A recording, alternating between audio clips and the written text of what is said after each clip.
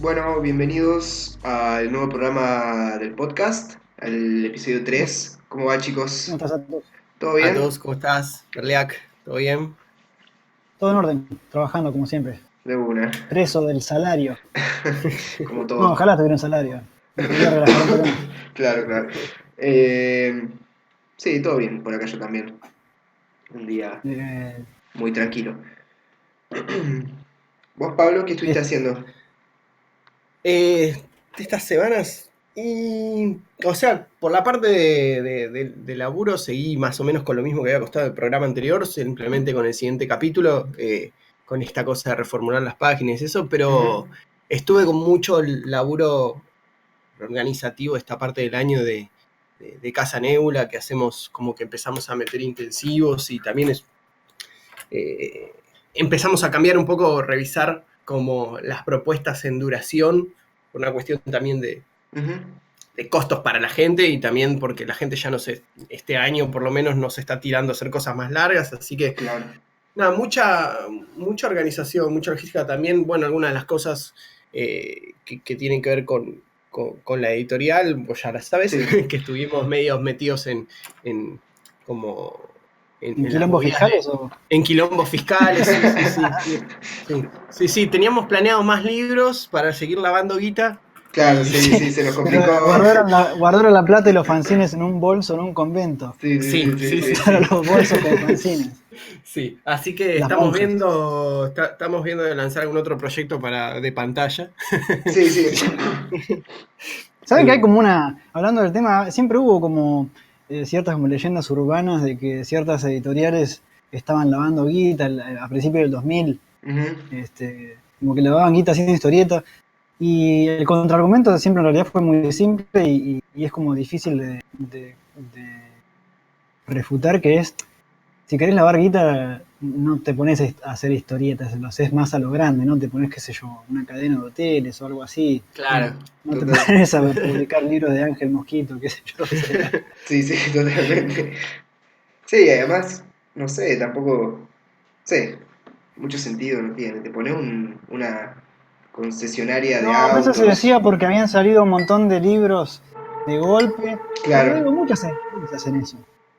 Este, que sacan muchos libros de golpe y de repente, que ellos juntaron un capital, o sea, apareció una guita de algún lado Sí, sí, y sí. lanzan una editorial a todo trapo y pero es cierto, sí, que por ahí para el lector casual, que mejor dicho, para el lector habitual que está acostumbrado a que las editoriales independientes funcionen muy de a pucho, eh, suena como sospechoso, ¿no? Que haya Claro, que tantos libros salen de un montón de golpe. cosas juntas, claro. Sí.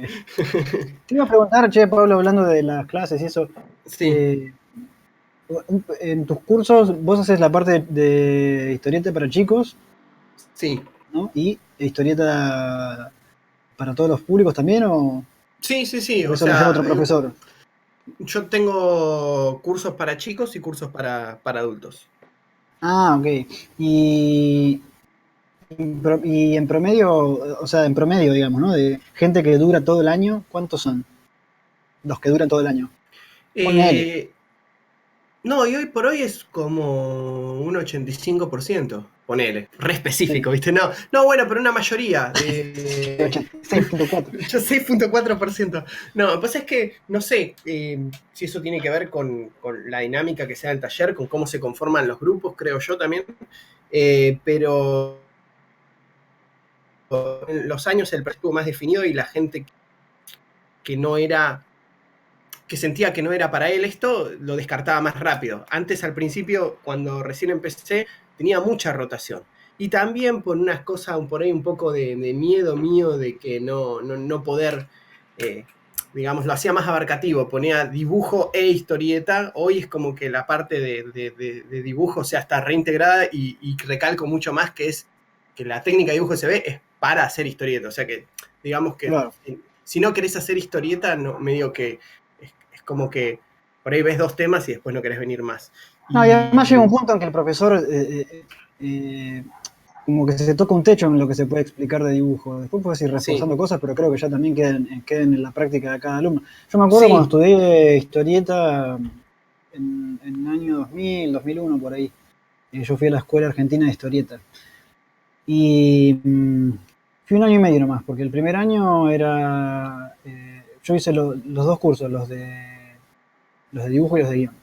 Ujú. Los de guión eran súper interesantes, eran con Carlos Albiac, que creo que falleció hace un tiempo. Un tipazo muy gracioso y además muy buen profesor. Siempre como que te empujaba para salirte de tus zonas cómodas para escribir algún tipo de cosas y qué sé yo. Y, pero dibujo era con Juan Zanotto, ¿no? Que ese sí, ya falleció hace rato. Juan Zanotto, súper famoso de la revista Scorpio, qué sé yo. Sí, sí, sí, sí. Y todo el primer año con Zanotto era dibujo hiper clásico y lecciones, ¿no? Como anatomía, perspectiva, lo típico. Básicamente un libro de Loomis en persona. Claro. Y, y el segundo año era con Quique Alcatena, que yo precisamente por eso empecé la escuela, porque yo quería ir directamente con Quique Alcatena, pero no Mira, podías saltarte de año, tenías que fumarte el primer año de dibujo con Zanotto. Y el segundo año con Alcatena sí que era más taller. No veíamos tantas cosas de dibujo. De vez en cuando él te corregía alguna que otra cosa en papel de calcar, ¿viste? Te ponía un papel de calcar sobre la página y te corregía alguna que otra cosa, pero me acuerdo que él se enojaba dentro de los estándares de aquí que tiene, que no se puede enojar demasiado, pero digo, se ofuscaba un poco porque notaba que ciertas cosas ya las tenemos que haber aprendido en el año anterior, ¿no? claro. Pero al mismo tiempo, viste, había muchos adolescentes, entonces lo viste, los adolescentes, pues yo incluido en esa época, en adolescente todavía, están medio en otra, como que quieren pasar a lo más divertido, entre comillas, y no realmente sentarse y aprender a dibujar, ¿viste? Pero digo que llega un momento en que un profesor de dibujo lo único que puede hacer es corregir y reforzar cosas, pero enseñar es como que ya queda en la práctica, ¿no? Sí, sí, sí. O trabajar más sobre acompañar proyectos concretos, ese tipo de cosas, porque en Claro, un pero eso ya es punto. taller de historieta, digo. Claro, sí, sí, sí, No es de dibujo, porque. eso voy. Claro, sí, sí, sí. Sí, llega un punto que no. Y también a mí, por lo menos en lo personal, me pasó que también también se fue dando a medida que yo me fui sintiendo más seguro en las partes, digamos, programáticas que tenían que ver más con la narrativa y la realización en sí, Claro. y menos interesado y obsesionado con la técnica, que por ahí eso me pasaba más en un principio. Hoy por hoy, Claro. o O te sea, puede pasar que tengas alumnos que dibujan mejor que vos. A mí me ha pasado 1000 veces sí, de que por doy talleres supuesto. aquí y allá, ¿viste? Porque yo muchas veces en festivales y eso, es como acá en Europa, ¿no? Que como siempre tienen apoyo del Estado o algo así, los talleres se hacen en las academias de arte, ¿no? En la facultad, digamos. Y se aprovechan el alumnado de ahí, se anuncia la facultad, entonces gran parte del alumnado es de gente de la facultad. Y muchos ya dibujan muchísimo mejor que yo, como me voy a poner a explicarles.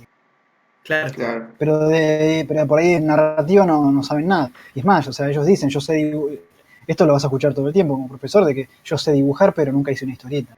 Claro, Eh, sí, sí, sí. Sí, es que por ahí eh, llega un punto, va, por lo menos en mi caso, que yo estoy como ayudante en la cátedra de dibujo uno de acá de la Facultad de Córdoba. no sabía, mirá. Y también llega un punto en donde como que el segundo año es como un refuerzo, por así decirlo, más conceptual, ¿no? Por ahí no te vas a poner a corregir 100% cómo dibujar una mano, sino que tiene que ver más con otros fundamentos, como vos decís, ¿no? Que esta persona que ya viene hace 2 años dibujando todos los días, por ahí de repente le es mucho más interesante, yo que sé, aprender de narrativa o de diferentes formas de trabajar su dibujo y no tanto por ahí de la técnica específica, que por ahí ya la tiene Pero, recalcada. ¿y historieta se ve en la facultad donde vos enseñás, no? No, casi nada. Y de hecho, o sea, yo suelo llevar como algunas cosas, como para por ahí dar un pantallazo también de otras formas de dibujo. Así que sí, siempre, o sea, ahora hay historieta porque por ahí cuando hay una clase de tal o tal otra cosa, llevo algunas cosas. Ya eso es algo que yo siempre flasheé acá cuando vine a Europa y empecé a conocer los distintos países, Ujú. es que dentro de los departamentos, en la Facultad de Bellas Artes, dentro de los departamentos de dibujo, hay como un módulo, aunque sea de cómic, Claro, y Mira, siempre, en todos los países que fui, y mucha gente hace sus, sus trabajos de fin de carrera, ya sea ujú, que hagan, ¿cómo se llama? Un bachelor's o un Masters, no sé, en castellano cómo se dice Bachelors, que son 3 años, ¿no? Una Profesorado, ¿no? tecnicatura sería. Sí, Eso. eso, sí. Sí, sí. Ya sea en eso o en el Masters, sería Licenciatura. la Claro. licenciatura, exacto, Sí. que digo, que hacen los trabajos finales en cómic, o sea, hacen un cómic. Claro, no, sí, bueno, como Nacha, Golden Raider. Bueno, claro, bueno, ese es un gran Claro, ejemplo, y la verdad. flor de docentes tenían ella Sí, también ahí exacto. en Hamburgo. Y Pero es muy loco también porque si tenés un docente muy zarpado, tenés gente que viene de otras partes del país precisamente para estudiar con esa persona, ¿viste? claro, claro. Sí, igual yo Eh, de Nacha decía que Nacha se egresó de la misma facultad en la que yo estoy terminando de estudiar y se egresó con... Su trabajo final fue una historieta, fue un cómic, ah, una ah, publicación que editó Llanto de Mudo en su momento, creo que se llamaba Ruta... divertido, sí. Sí. Sí, esa. eh, Así que sí, no hay mucho espacio para la historieta.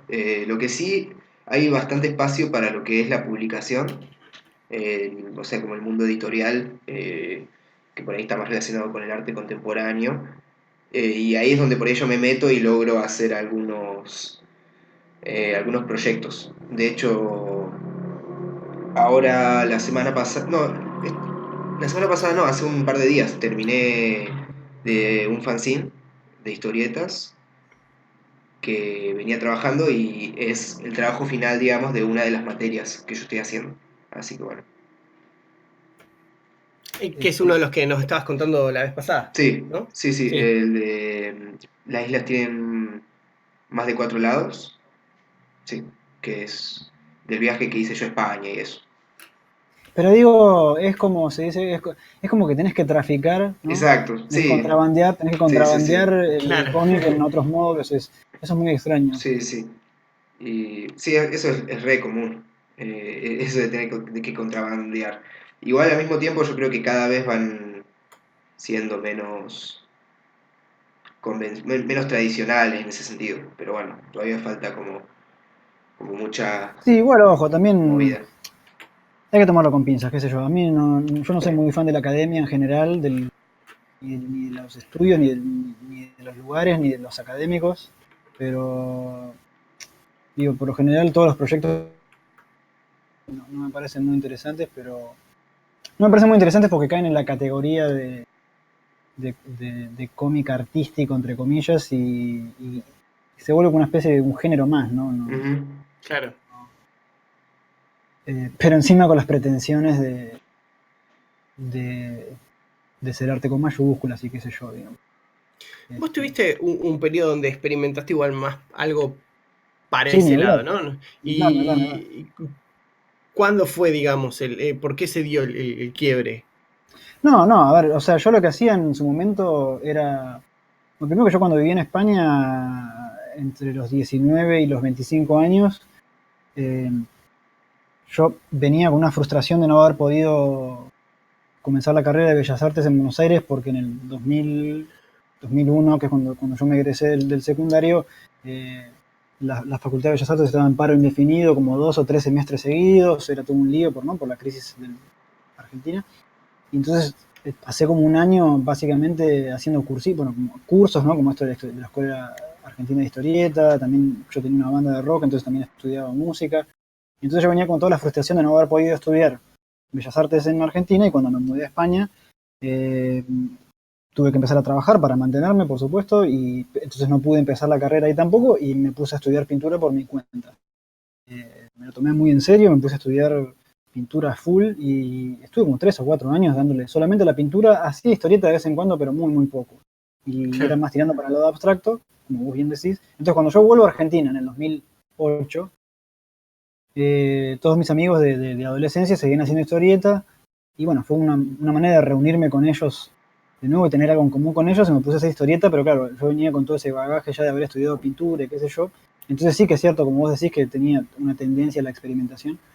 Pero después, al mismo tiempo, desde mi primer trabajo publicado, que siempre orbité para contar historias siempre. O sea, mi Claro. primer trabajo publicado en papel fue Rachas y son historias medio, una onda medio Muñoz. Claro.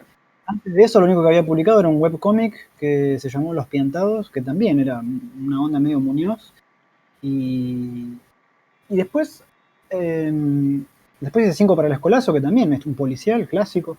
Este, pero sí que es cierto que hubo una época en que por ahí me puse a experimentar más cosas, pero en realidad siempre fue como, ¿cómo decirlo? Como el terreno donde probar cosas que después yo después iba a poder incorporar a mis libros más largos, que eran narrativas Claro, este, comunes, normales, ¿no? O sea, sí que es cierto que por ahí, en comparación con otras cosas que había en esa época, sí que lo mío parecía un poco más, ¿cómo decirlo? Más experimental, si se quiere. Pero en el dibujo más que nada, ni siquiera en la narrativa. claro. Qué sé yo, Devil Got My Woman, ponele. Sí, si lo comparás con el dibujo de Juan Sáenz Valiente, ¿no? O Salvador Sanz, que son dos tipos que eran como, que eran de punta en esa época, estamos hablando de 2008, 2009, claro, por ahí sí, Devil Got My Woman era un poco más extraño porque tenía un trabajo de texturas y qué sé yo, pero era una historia con personajes normal, no era una, como dice Andrés Acorsi, una fumancheada, para nada. Claro, claro, claro. El trabajo más experimental que he hecho por ahí es Playground, el libro que hice en 2013, pero que es precisamente un libro sobre la experimentación y sobre todo sobre los límites de la experimentación. O sea, dentro del mismo libro yo ya estoy cuestionando lo lejos que se puede ir por ese camino a la vez que estoy haciendo el libro. Entonces, es experimental en el sentido de que es metanarrativo, porque es un libro que habla de sí mismo, ¿no? Claro. Claro. Pero en cuanto al dibujo y eso, no eran dibujos copiados de fotos, era como muy naturalista, tampoco era muy extraño en ese sentido, qué sé yo. Sí, yo creo que, bueno, no sé, por lo menos en mi Sí, no, no, caso, no sé, yo mientras estoy trabajando, terminé de hacer este fanzine, creo que es lo más experimental que hice, porque en realidad, como vos decís, está ahí al borde de, no sé si es historieta o no, hay muchas es más. historieta. Bueno, es historieta porque, o sea, básicamente es historieta porque yo lo digo, entonces ahí también es donde empieza a entrar como otro nivel, ¿no? No, bueno, De- pero mirá, perdón que te interrumpa, pero sí. que eh, por ahí, digamos, empuja lo que estás por decir. Ujú. Yo me acuerdo en el 2013, 14, en el 2014, cuando yo vivía en Noruega, que es precisamente, Pablo, cuando yo estaba haciendo esas obras un toque más experimentales, como vos decías, Claro. Sí, sí. Playground, ¿no? Por esa época. Estabas haciendo Yo también unos fanzines en Cinemateca que no me acuerdo cómo se claro, llamaban. exactamente, exactamente, Sí, sí. Y, y yo salía con una chica en ese momento que ella también hacía cómics bastante más abstractos que los míos, y su trabajo de fin de carrera era precisamente un cómic. Y tenía que escribir la tesis, ¿no? Para defender su laburo y que se y ponerlo en contexto. Y bueno, y ella, por supuesto, escribió toda la parte de la tesis que hablaba, digamos, desglosaba su propio cómic, Ujú. pero por una cuestión de que también necesitaba un contexto y necesitaba como más palabras para alcanzar el cupo de palabras de la tesis, Claro. también quería escribir una parte introductoria de lo que en inglés se le dice art comics, ¿no? ¿Qué es esto? Lo que vos acabas de decir, Atos, como es un cómic o no es un cómic, Ujú. ¿no?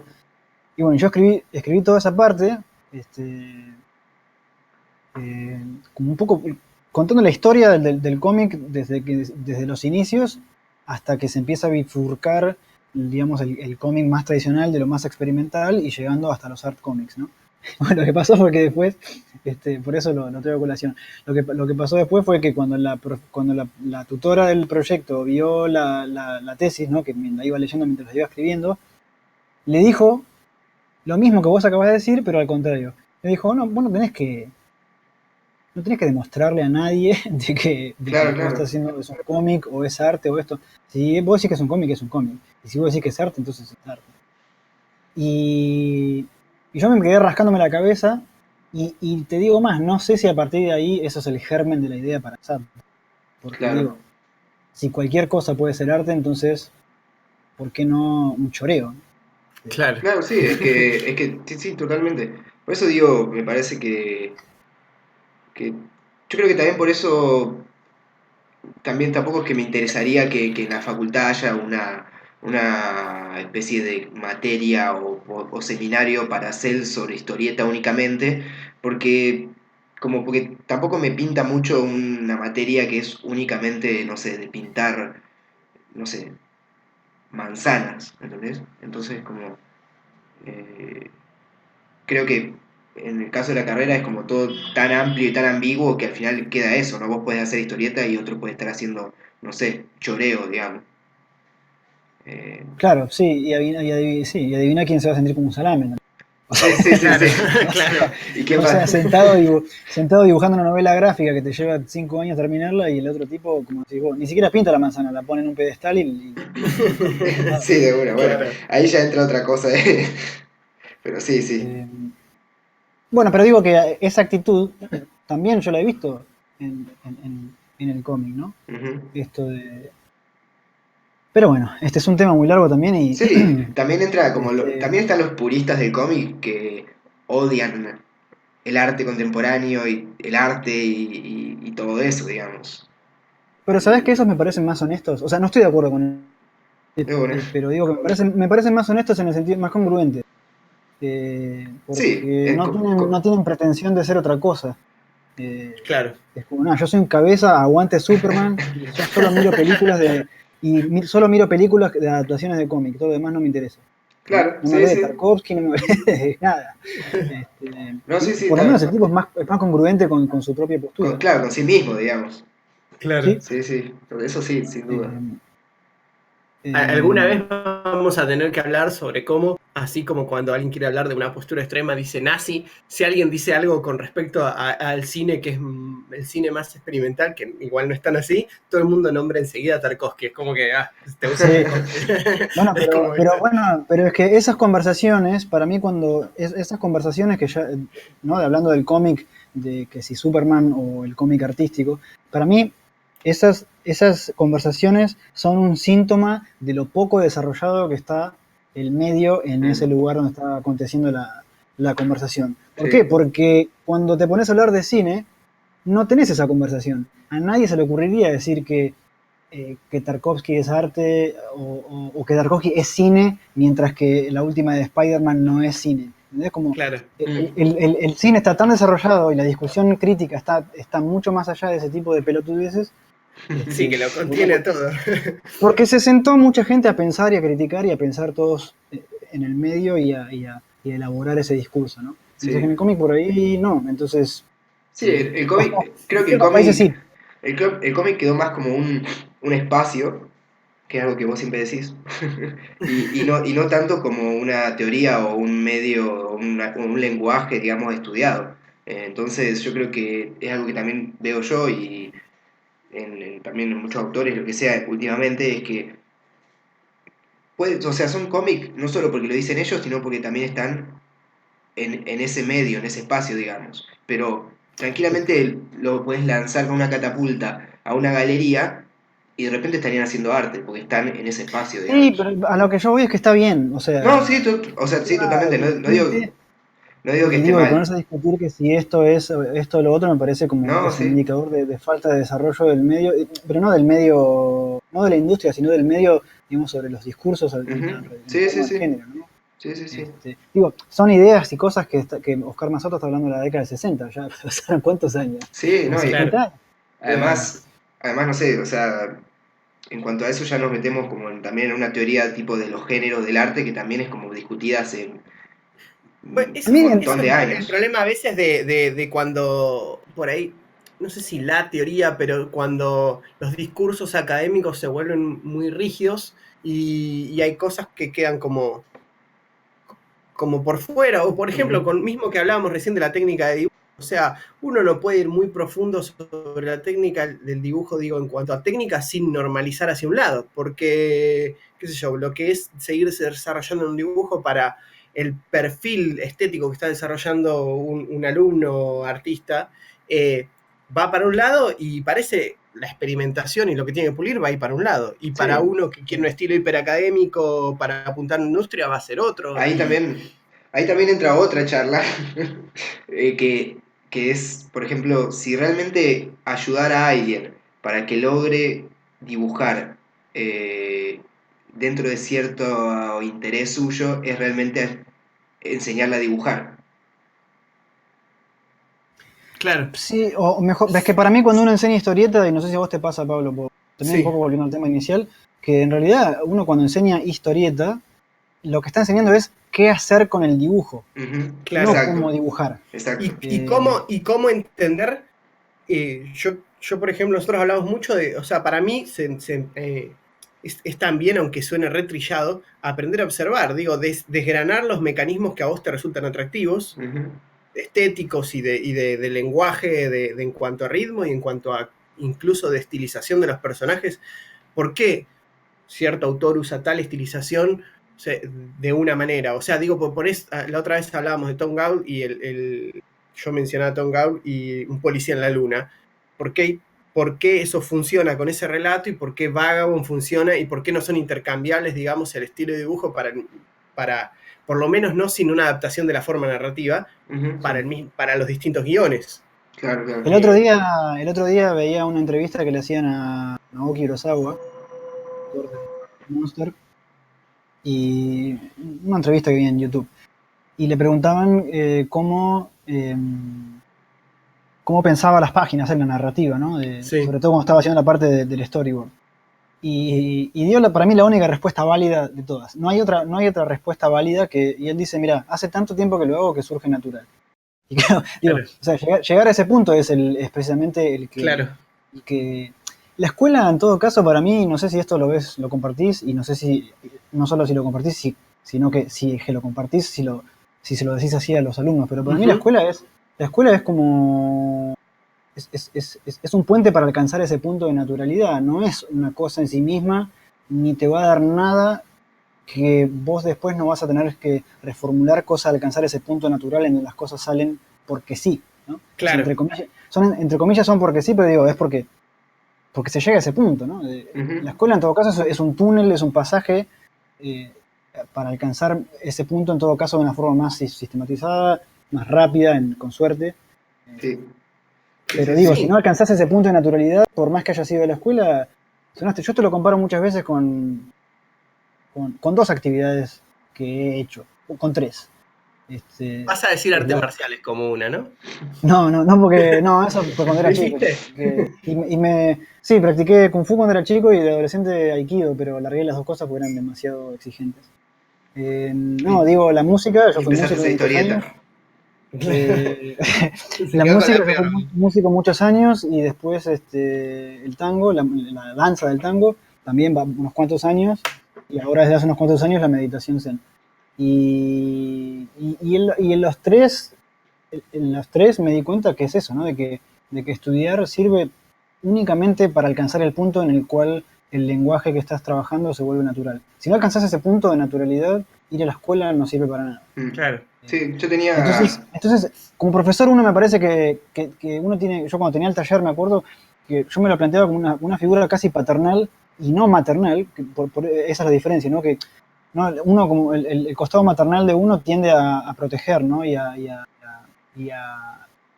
hacer quedar al alumno dentro del ámbito de afectación que uno pueda tener. Es como que uno quiere seguir siendo profesor y quiere seguir teniendo al alumno como alumno. Mientras que el lado paternal de uno es el contrario, que es precisamente darle el empujón y que salga de la escuela, que deje de ser alumno para pasar a ser un ex alumno ya egresado, entre comillas. Sí, y yo creo que también tiene que ver eso con un poco respondiendo a tu pregunta, con generar, para mí es un lugar donde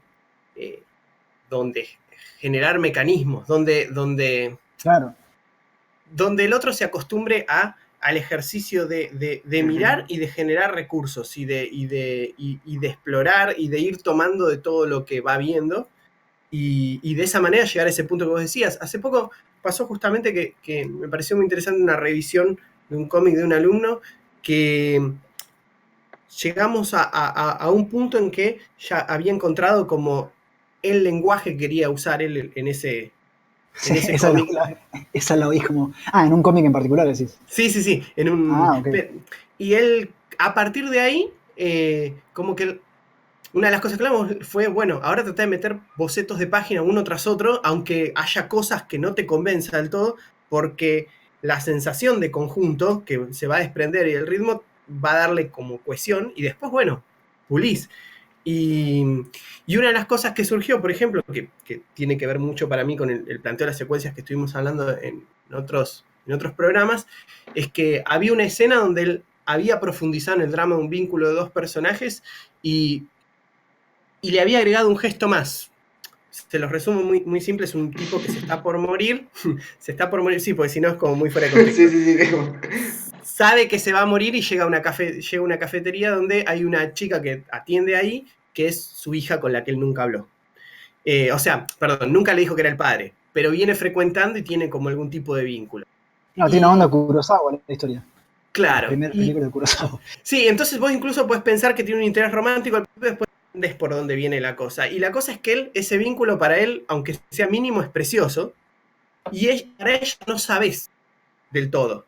Y conforme íbamos avanzando, nos fuimos dando cuenta que justamente la gracia es que no sabes de que podés, podés por los cuadros, digamos, las vistas subjetivas desde el punto de vista de él, cómo se presenta a ella y todo eso, daba la sensación de que hay un vínculo, pero a la vez también podía ser él. Y justo en una página que agregó entre medio, ella medio le tocaba la mano, se miraban de cierta manera, y ahí esa duda que le daba esa participación al lector, y que incluso, porque el personaje se muere al final, cuando se moría, el quedar la duda de si él le pareció todo eso que para él era súper importante, por ahí le pareció solamente a él, con esa página.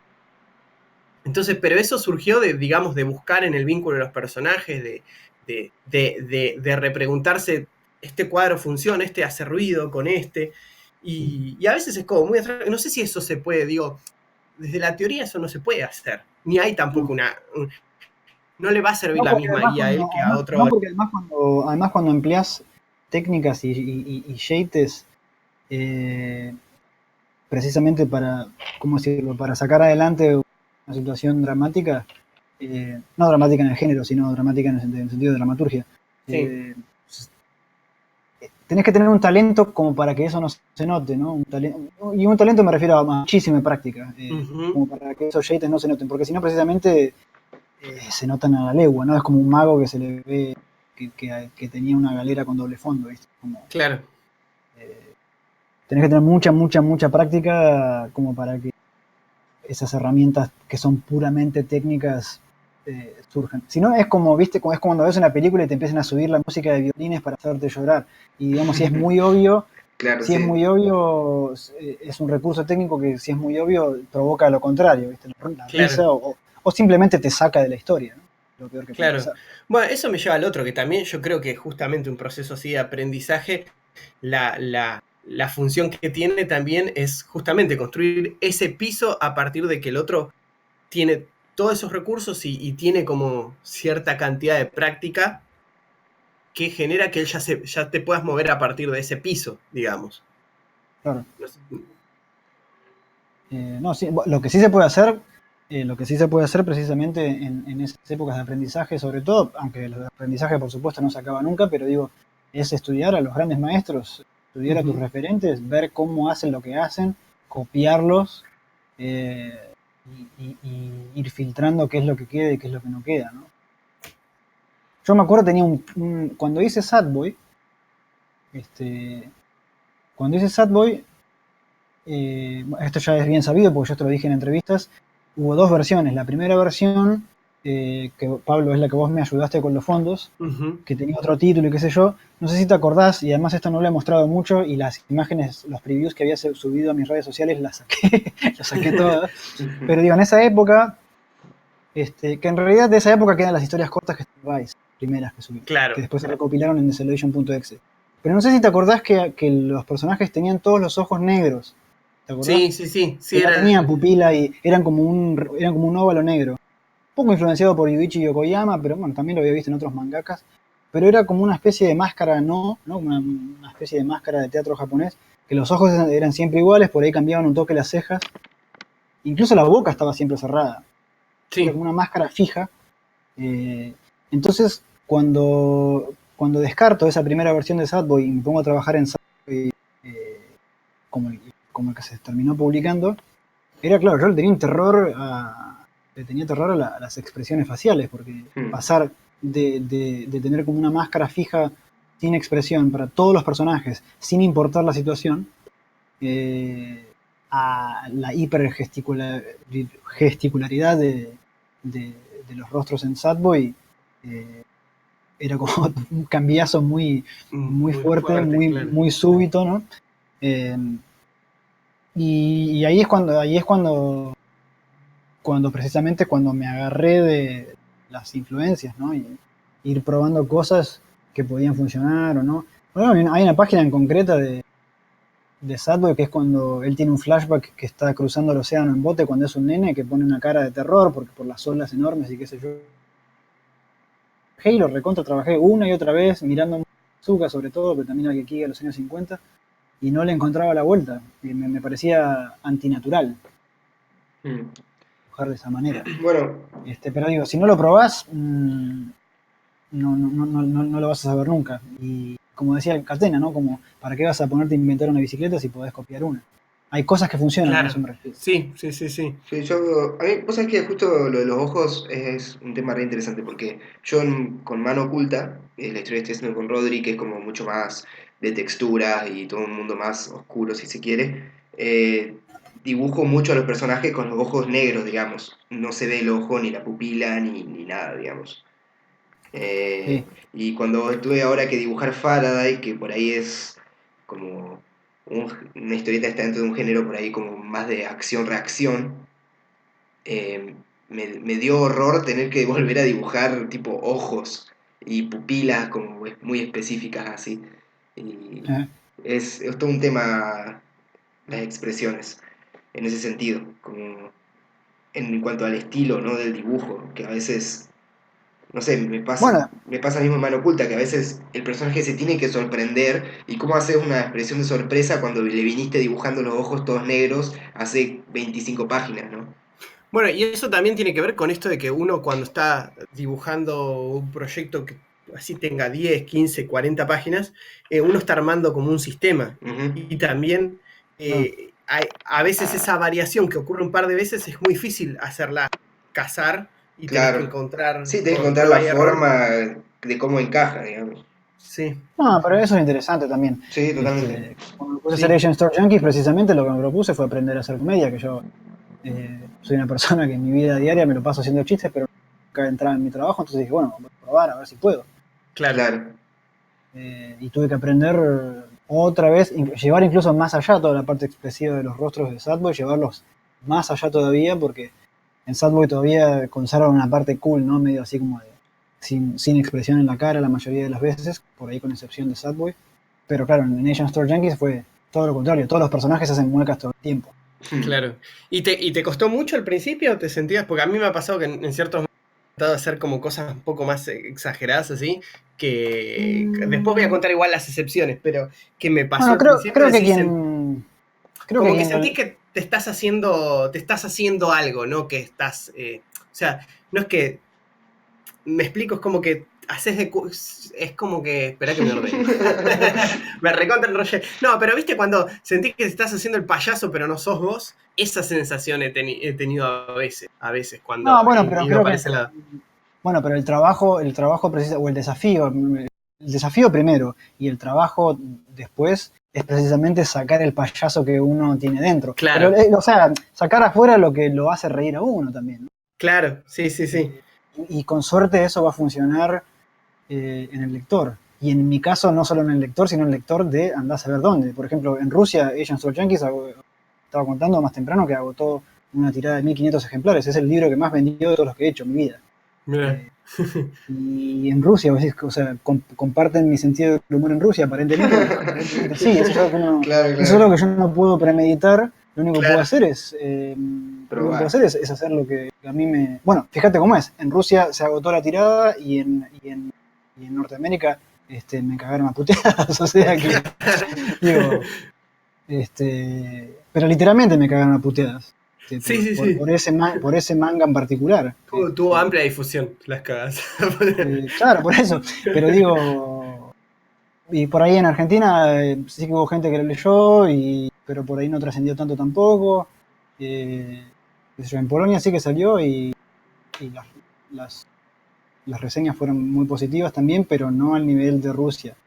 Claro. Y en Rusia, hablando de proyectos y cosas, un par de semanas van a reeditar Agents of Yankees y además acaba de salir Sad Boy. Ujú. Me invitaron a la Comic Con de San Petersburgo y así como hay que ver cómo va a ir eso. O sea, Mirá. yo estuve ahí, la gente me escribe, hay gente que me escribe por mis redes, por las redes sociales, Ujú. y se ve que pegó fuerte mi laburo ahí, así que eso me pone súper contento. Claro. Pero digo, es algo que uno no puede premeditar y que uno nada, tiene que tirarse a la pileta y hacer lo que a uno le llega y confiar en que eso va a traspasar, ¿no? Mm. Eh, Che, y Berliak, este, ¿Qué? pregunta. No, ¿Vos pensás que, tipo, en cuanto a Rusia, ¿no? Porque me da curiosidad, sí. que por ahí toda esta gente que de repente está comprando tu laburo allá y eso, apoyándote en Rusia, ¿vos pensás que ya estaban desde antes y que cuando llegaron los libros allá la gente se abalanzó? ¿O fue más tipo que gracias a la editorial que lo llevó allá, te descubrieron y se hizo ahí la Sí, bola? lo Lo segundo, segundo. porque sí, porque No, porque no, también, en Rusia es muy cerrado sobre eso. Entonces, claro. digamos, las redes sociales, por ejemplo, tienen las propias. Claro, La sí, gente no usa Facebook, tienen esta, Claro. ¿cómo es? B, BK, eso, B corta acá. B corta acá. Entonces, digo, por más que tengan curiosidad y todo, es como que hay un límite de qué tanto en la pomada pueden estar, ¿no? Claro, claro. Y así que nada, fue más lo segundo. Creo que incluso una vez estaba hablando con Simon Hansen, me dijo lo mismo. Lo mismo que estoy diciendo yo ahora le pasó a él, Ujú. salvando las distancias del número de público y de difusión, Claro. pero digo, Claro. él me dijo lo mismo, no puedo creer que en Rusia me haya ido también. Me dijo, Mm. una vez, dice que cuando fue a firmar ejemplares, dos chabones empezaron a agarrar a piñas, No. porque, porque uno se quiso colar en la fila, y creo que era el último libro que podía firmar Simon Hansen por una cuestión de Claro, horario, que tenía que despejar, y se agarraron a piñas. Bueno, al final Simon dijo, bueno, nada, le firmo a los dos y listo, no se peleen. Claro. claro, claro. Este, digo, o sea, es un caso gracioso, pero digo, es como muy extraño. Y es como un mercado que uno no puede imaginar Claro, que sí, podía sí, sí, llegar a totalmente. calzar también. Pero no, él me dijo, yo antes de que me salgan los libros ahí, había gente que me conocía por ahí un poco, pero no para tanto. Claro, claro. Este, Así que bueno, veremos. Qué buena onda. ¿Cuándo es que vas? A mediados de mayo. El 16 y 17 creo que es la Comic Con. Voy a estar 10 días dando vueltas por otras ciudades, Ujú. haciendo presentaciones, y terminaría el viaje en Moscú, también con una presentación ahí, pero el Mirá, festival grosso es ahí en San Petersburgo. En Moscú hay otro festival en octubre, mirá, qué buena onda. O sea que, pero a bueno, ese no igual, creo que vaya porque voy a estar de viaje. igual que Te nosotros. comentaré. Nosotros nos vamos a Buenos Aires, ¿viste? Y vos te vas a Moscú, igualito. Igual de, igual de frío. Sí, sí, sí, sí. Este, y al margen de eso, ya entrando un poco en lo que estoy haciendo, Ujú. acabo de terminar una historia corta hablando de temperatura y de Buenos Aires y de Rusia, acabo de terminar una historia corta para Francia, pero que está ambientada en el santuario de la difunta Correa en San Juan, en Argentina, en el medio del desierto. Así Que habías que contado un poquito que la sí, creo estabas que algo les había contado, ya lo craneando. terminé, Buenísimo. tenía la entrega ayer. Ah, mira. Y son 10 Y, páginas nomás, pero me parece que le voy a terminar agregando páginas. Me pidieron 10 páginas para la revista porque no tienen más espacio, ajá, pero me parece que le tiene que agregar algunas páginas para que quede más redonda. claro. Pero así como está, creo yo que funciona, pero podría andar mejor. Mm, Este, y eso seguramente también salga en fanzine, no sé, en inglés o no también. O si no, claro. por ahí va a ir a parar alguna recopilación de historias cortas, ya veré. Sí, eso seguro. Pero Sí, tengo sí. unas cuantas historias cortas ya que o que ya están terminadas o que estoy terminando, y así que un libro de historias cortas no debería tardar tanto. Con suerte este año podría llegar a salir uno, ¿eh? Ujú. Así que Piola. no lo quiero asegurar, pero eh, con una o dos historias cortas más que haga ya tendría material para hacer un libro de Claro. historias cortas de arriba de 100 páginas, así que. Buenísimo. Claro. eh, y nada, así que estuve con eso. Ahora me voy a poner a terminar la historia que estaba haciendo, que se titula Cañaveral, Ah, que va a salir en México. la de los chicos.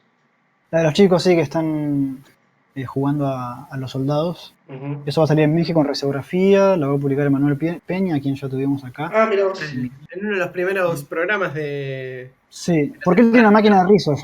Tiene una Sí, máquina de rizo y me propuso hacer un fanzine y le dije, bueno, vamos a esta historia que estoy trabajando ahora, así que ahora tengo que ponerme ah, a mira, terminar. qué buena onda, qué buena onda. Y igual todas estas cosas que estoy hablando, porque claro, ahora que pasamos este formato de audio, por ahí la Ujú. gente no sabe de qué estoy hablando. Claro, Eh, Les reitero que tengo un canal de YouTube donde yo muestro los procesos de entintado, de trabajo de la computadora, todo esto.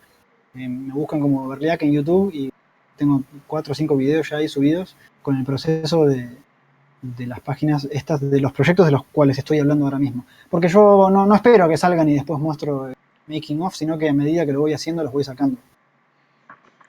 claro. Claro. Para que tenga un, ¿cómo decirlo? Para que tenga una cierta simultaneidad con cómo voy trabajando, ¿no? Ujú.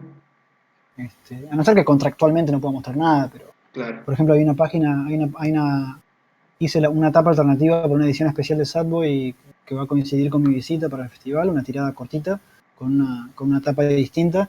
Y bueno, ya tengo el video listo de esa portada para subir, pero hasta que no lo anuncien no lo quiero mostrar, ¿viste? Claro, claro, Claro. para no quemarlo. Sí, no, además también, porque puede ser que a último momento pase algo, ¿viste? De que no Claro, lo y no se hagan nada imprima o porque lo que sea. pasó algo. Sí, bueno, hasta ayer no tenía los pasajes tampoco para ir, así De una. que... Claro.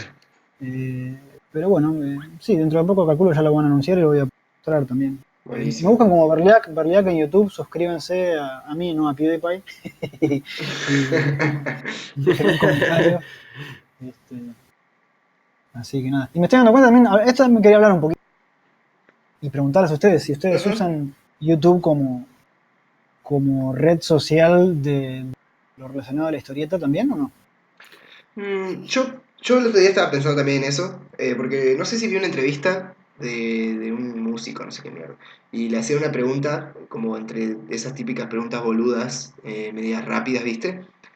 Y, y hablaba de Netflix y de YouTube como, tipo, qué veía más, y me di cuenta que yo consumo muchísimo más YouTube que cualquier otra cosa, Claro. pero, pero creo que YouTube debe ser el único lugar en donde no está plagado de dibujo, historieta y todo eso. Claro. Es como que en YouTube Bueno, veo... en castellano también, ¿no? Porque... Claro, bueno, por ejemplo, en eh, YouTube como programa que sigo es el de un chico que creo que es canadiense, que lo sigo desde que empezó a hacerlo, ahora es re famoso, que ni me acuerdo cómo se llama. Street Panel Naked, creo que se llama. ajá. Que habla de un poco de todo, está bueno lo que hace. Pero hace cómic entonces.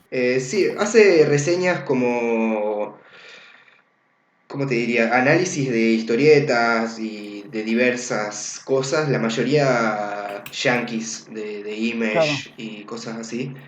Eh, que está bueno porque habla mucho sobre narrativa y sobre cómo se usan algunos paneles para dar diferentes tipos de Sí, acá estoy cosas. viendo.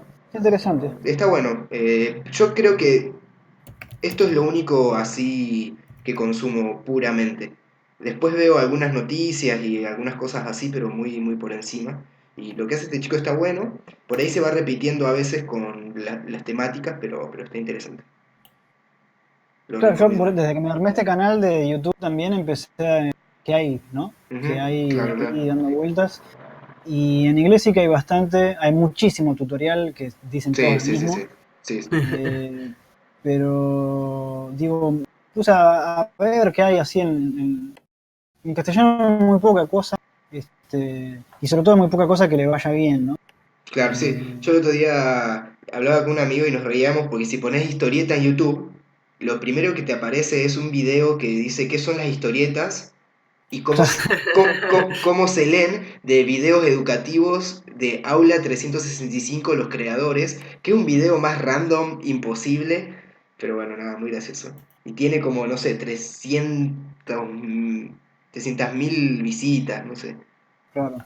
como una Claro. locura, muy gracioso. Yo, una cosa que me estuve planteando hace poco es si debería. Ayer casualmente lo charlé con mi pareja y le preguntaba si debería salir yo los videos, ¿no? Porque yo lo que hago es captura de Claro. pantalla si trabajo en digital o me filmo si trabajo a mano.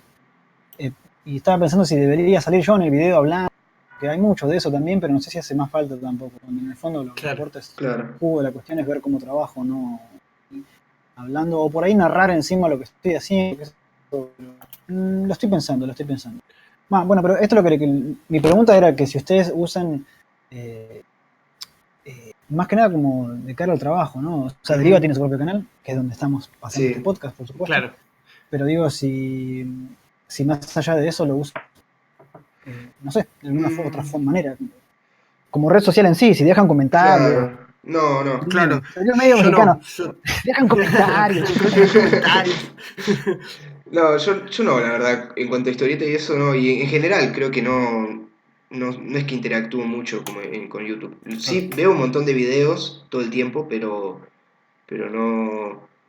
no es que Pero es muy me... loco, ¿no? Porque No es que creo que todo el me... mundo usa Facebook, usa YouTube, incluso más que Facebook, diría. Ujú, Pero la gente no. Incluso yo miro los comentarios que deja la gente acá en nuestros programas, ujú, y son gente que en otras redes sociales no los veo por ningún lado. No, claro. Bueno, es verdad eso, sí. Bueno, Eso el es algo que también porcentaje. estaba pensando, que muchos de la gente que nos deja comentarios en el canal de YouTube, incluso por ahí ni nos siguen en Instagram, lo cual es rarísimo. claro, claro. Pero bueno, está bueno también. Sí, yo no tengo todavía como el chip como que la otra vez justamente no me acuerdo qué video vi así, y yo, claro, seguro que yo podría seguir este chabón que hizo este video, igual que como siguen el programa y cosas, pero no tengo como ese chip todavía de usar la Claro, cuenta como claro. de manera muy consciente. Y ni Entro siquiera como me a ver seguís a un mí. video.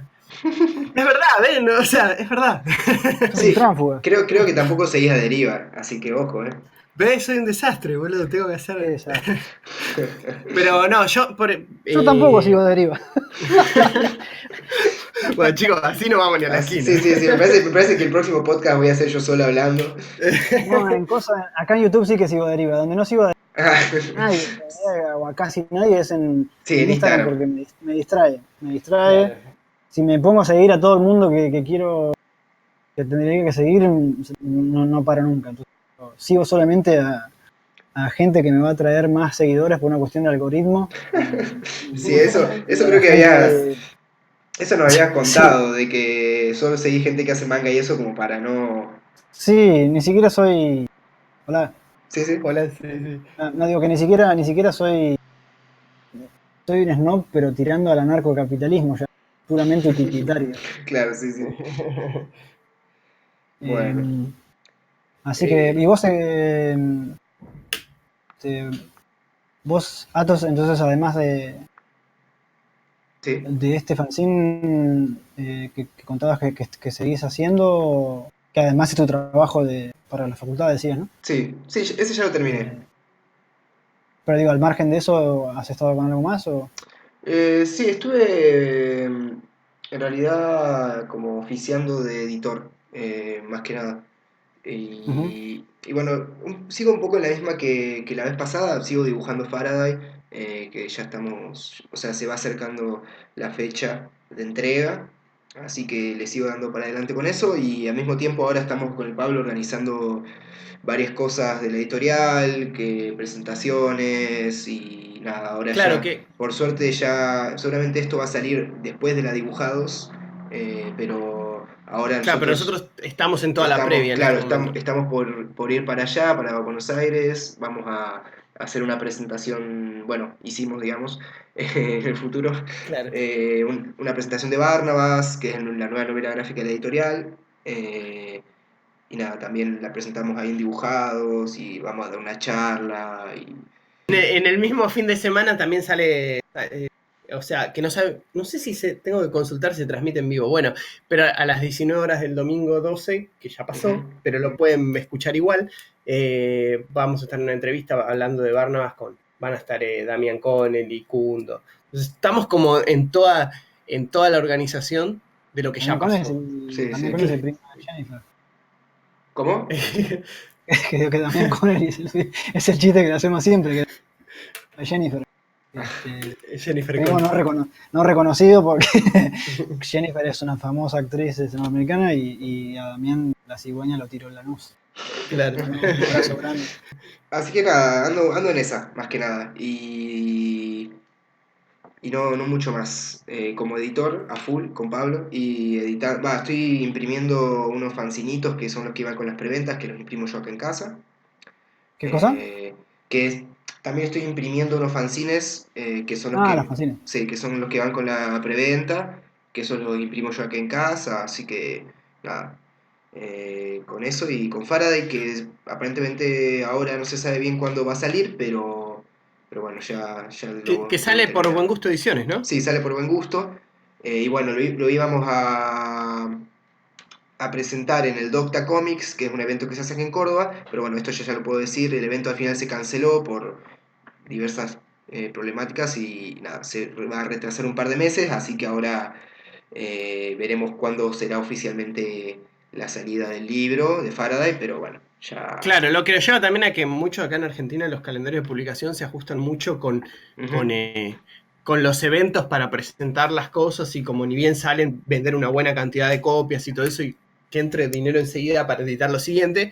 Y eso lleva, justamente una de las cosas que venimos hablando, es replantear un poco el cronograma, donde se presenta una exacto. cosa, donde se presenta la otra y así. Así que nada, en Bueno, y eso. Y hablando de buen gusto y de Sí, cronogramas y de cosas, hoy tenemos una entrevista precisamente con mi muy buen editor, gusto. con mi editor. uno de los quienes capitanea el proyecto editorial, así que ¿por qué no Exacto. lo escuchamos?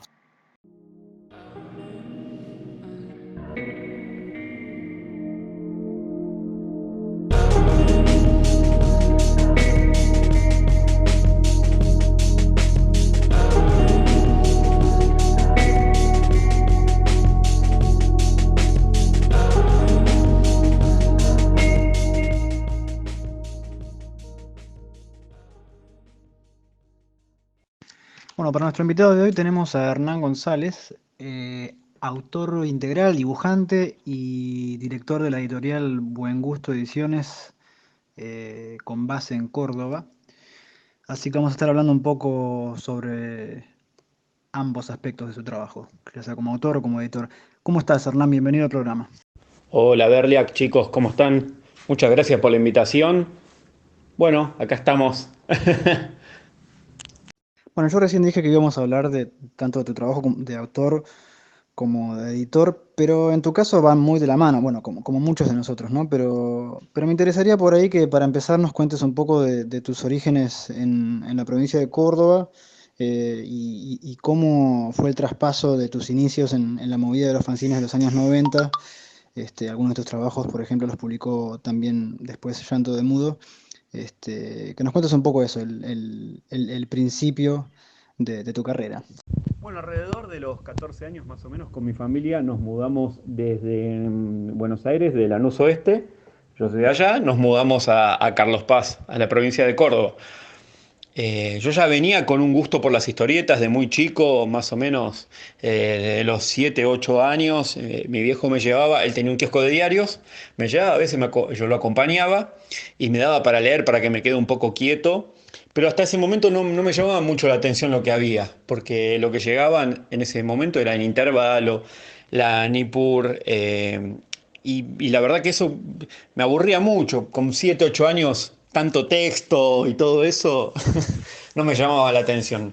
Después, unos años más adelante, empezó a salir lo que era la Comiqueando y ahí ya conocí a un montón de autores under, eh, otro tipo y otros autores que hacían cosas más independientes y eso me empezó a gustar mucho, sumado a que en un local de revistas usadas, mi abuela me compró lo que era el número uno de Slane, dibujado por McMahon, creo que lo editaba MC, y ahí me cerró todo. Me gustaba esa línea como desprolija, fuerte, otro tipo de temáticas.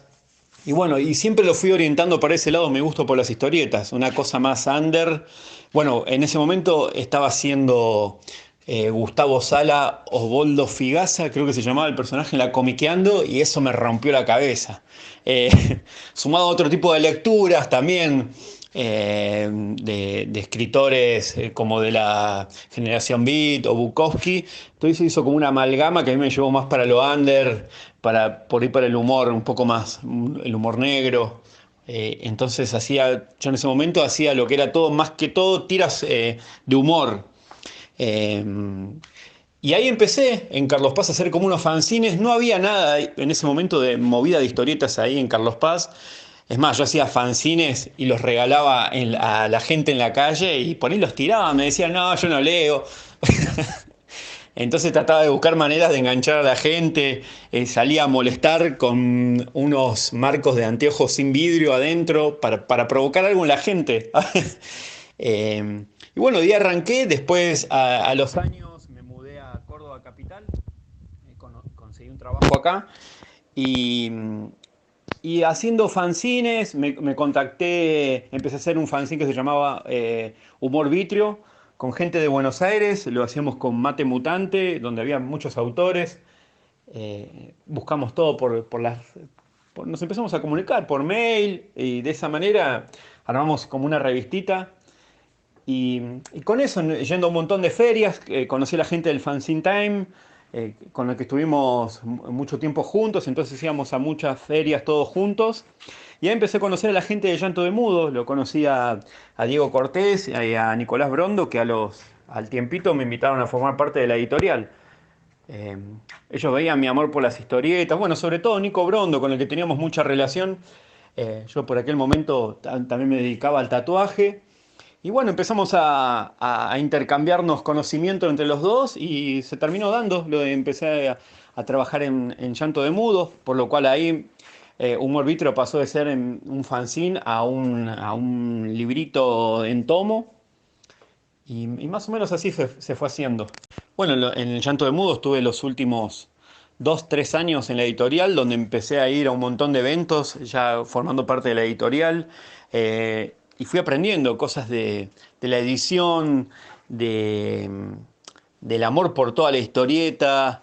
Fui conociendo autores que luego desde la editorial que tenemos ahora, que se llama Buen Gusto Ediciones, seguimos editando a varios. Y así se fue haciendo como una especie de bola imparable para adelante.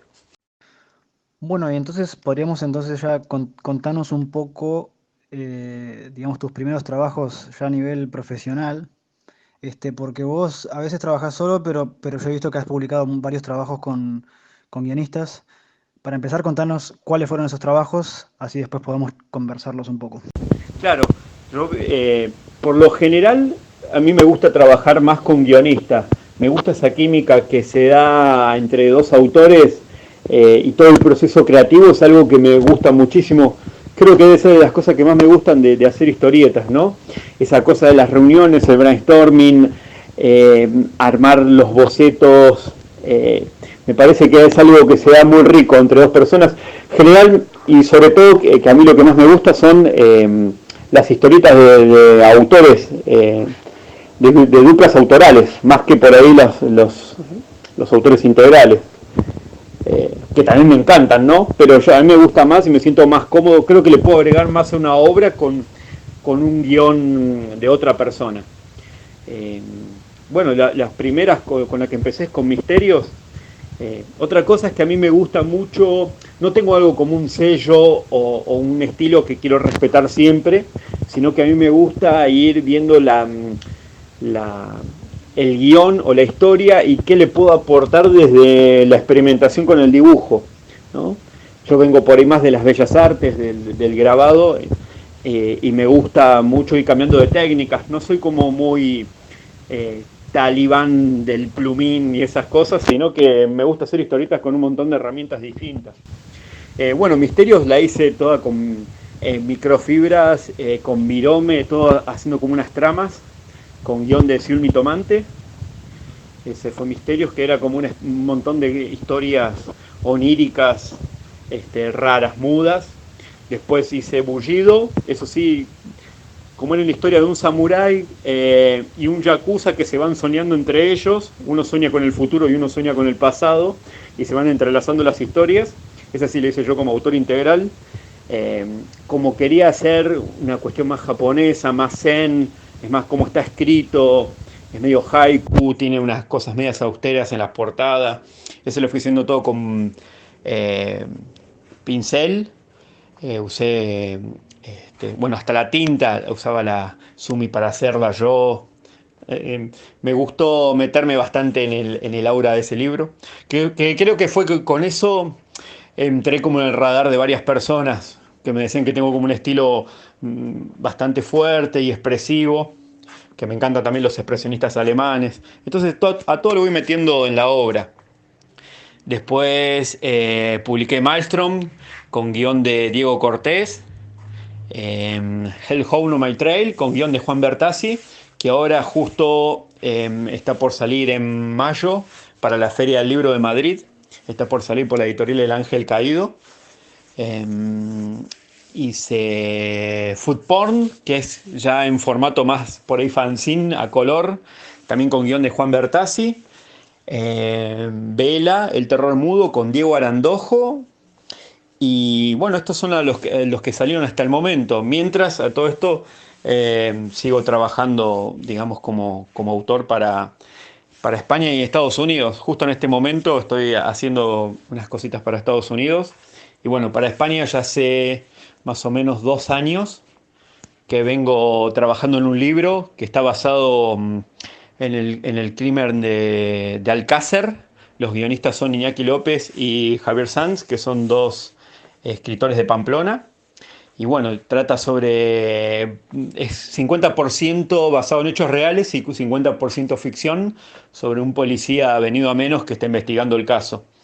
Mientras, bueno, siempre me gusta, yo por lo general trabajo en 2 o 3 proyectos al mismo tiempo, en todos en distintas etapas, porque me gusta ir, para no aburrirme ni cansarme, voy cambiando. Por ahí uno lo mantengo en estado de boceto, mientras el otro lo entinto, el otro lo dibujo a lápiz, y voy cambiando.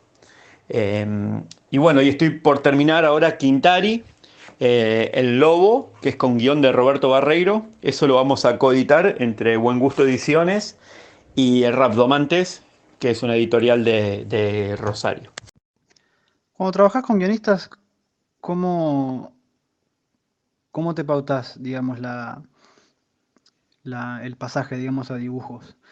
Eh, Supongo que cada guionista también debe trabajar de una forma distinta, ¿no? Algunos que deben trabajar más tipo prosa, mientras que otros por ahí van marcándote viñeta a viñeta o página por página, pero digamos, ¿vos te adaptás a ellos o al revés? ¿Vos tenés una manera de trabajar y ellos se adaptan a vos? Este, contanos un poco esa parte. Por lo general se dan los eventos estos de con qué guionista trabajo.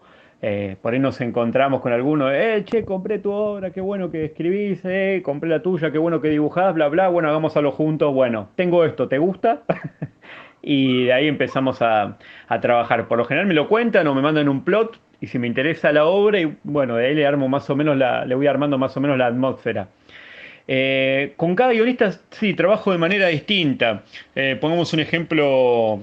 eh, También cada guionista, por lo menos con Juan Bertazzi, con el que más he trabajado, arma los guiones de manera distinta. Hell Home No My Trail pasó siendo como un cuento que a mí me gustó bastante como para pasarlo a historieta, y lo desarmé, lo pasé a historieta, y luego con Juan le empezamos a modificar los diálogos y le fuimos armando como otro contexto, le pusimos como un inicio y un final distinto.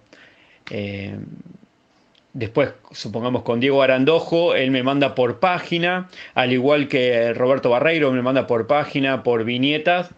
Pero después, como tengo la libertad, y creo que el dibujante como que tiene más en la cabeza la cámara que por el guionista, entonces después tengo la libertad de, sin romper la narrativa, agregarle o quitarle viñetas, este, como para darle un poco más de sentido, o como me imaginé yo. La página me dejan bastante meterle mano. Eh, Después, bueno, pero por lo general, sí, todos trabajan de distinta manera. Bueno, estamos por hacer también un guión con Rodolfo Santulo, con Alejandro Farías, y todos ellos también me mandan desde diseño de personajes a cómo van las páginas. Pero sí, yo tengo la frase de un amigo de Nicolás Brondo, que es: a los guiones hay que hacerlos bosta, en el sentido figurado, ¿no? Y está bueno desarmarlo porque creo que sí, el dibujante es como una especie de director de cámara que maneja de una manera mucho más visual el guión que el guionista. Bueno, mencionás a varios guionistas y amigos tuyos ahí, o sea, digamos, de la escena cordobesa. Esto nos da la pauta de que el trato entre colegas y profesionales es muy directo, muy al contrario de lo que estoy acostumbrado yo, por ejemplo, que trabajo siempre muy a distancia. Por supuesto que coincido a veces con alguno que otro en algún que otro festival, pero por lo general es todo muy impersonal, ¿no? Lo cual a veces es mejor, pero también sí que echo de menos, por supuesto, el trato más directo. Entonces te quería preguntar en particular que le cuentes a los que están escuchando qué anda pasando en Córdoba hoy, por ahí contrastarlo un poco con Buenos Aires, que es donde hasta hace no tanto, hasta hace algunos años, era donde pasaba la mayoría de las cosas, por lo menos las cosas que tenían más visibilidad. De esto ya hemos hablado en otros programas y los oyentes ya saben que, como dije, hasta hace no tanto estaba todo muy centralizado. Creo que es algo que pasa en varios, en la gran mayoría de los países latinoamericanos, ¿no? Que todo pasa en la ciudad capital.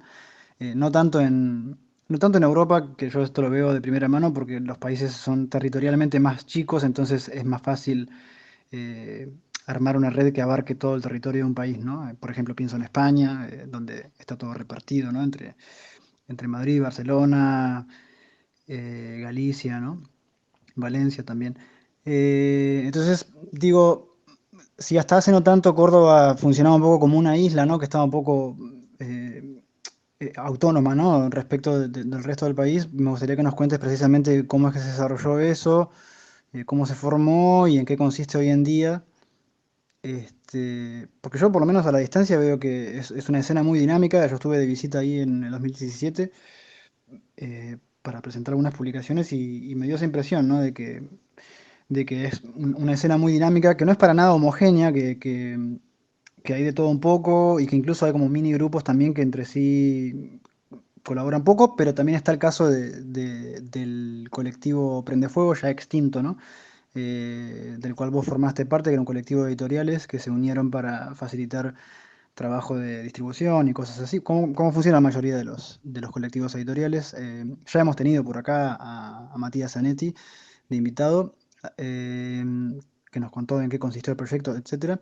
Pero bueno, contanos vos tu lado, tu versión de la escena cordobesa, para que conozcan los oyentes, sobre todo la gente de otros países, que deben conocer más que nada lo que pasa en Buenos Aires. Bueno, tuve la suerte también que a los guionistas que no viven en Argentina, como a Roberto Barreiro, que lo conocí a través de la San Luis Comic Con, que estuvimos los dos de invitados, él vino y bueno, ahí nos conocimos, y por eso nos pusimos a trabajar juntos también en Quintari. Y a Iñaki López, que es uno de los dos guionistas de Aeternum, que es español. Tuve la posibilidad de conocerlo hace un par de días porque él es también cantante y músico, toca la guitarra en la banda Kokoschka, que es una banda española de Pamplona.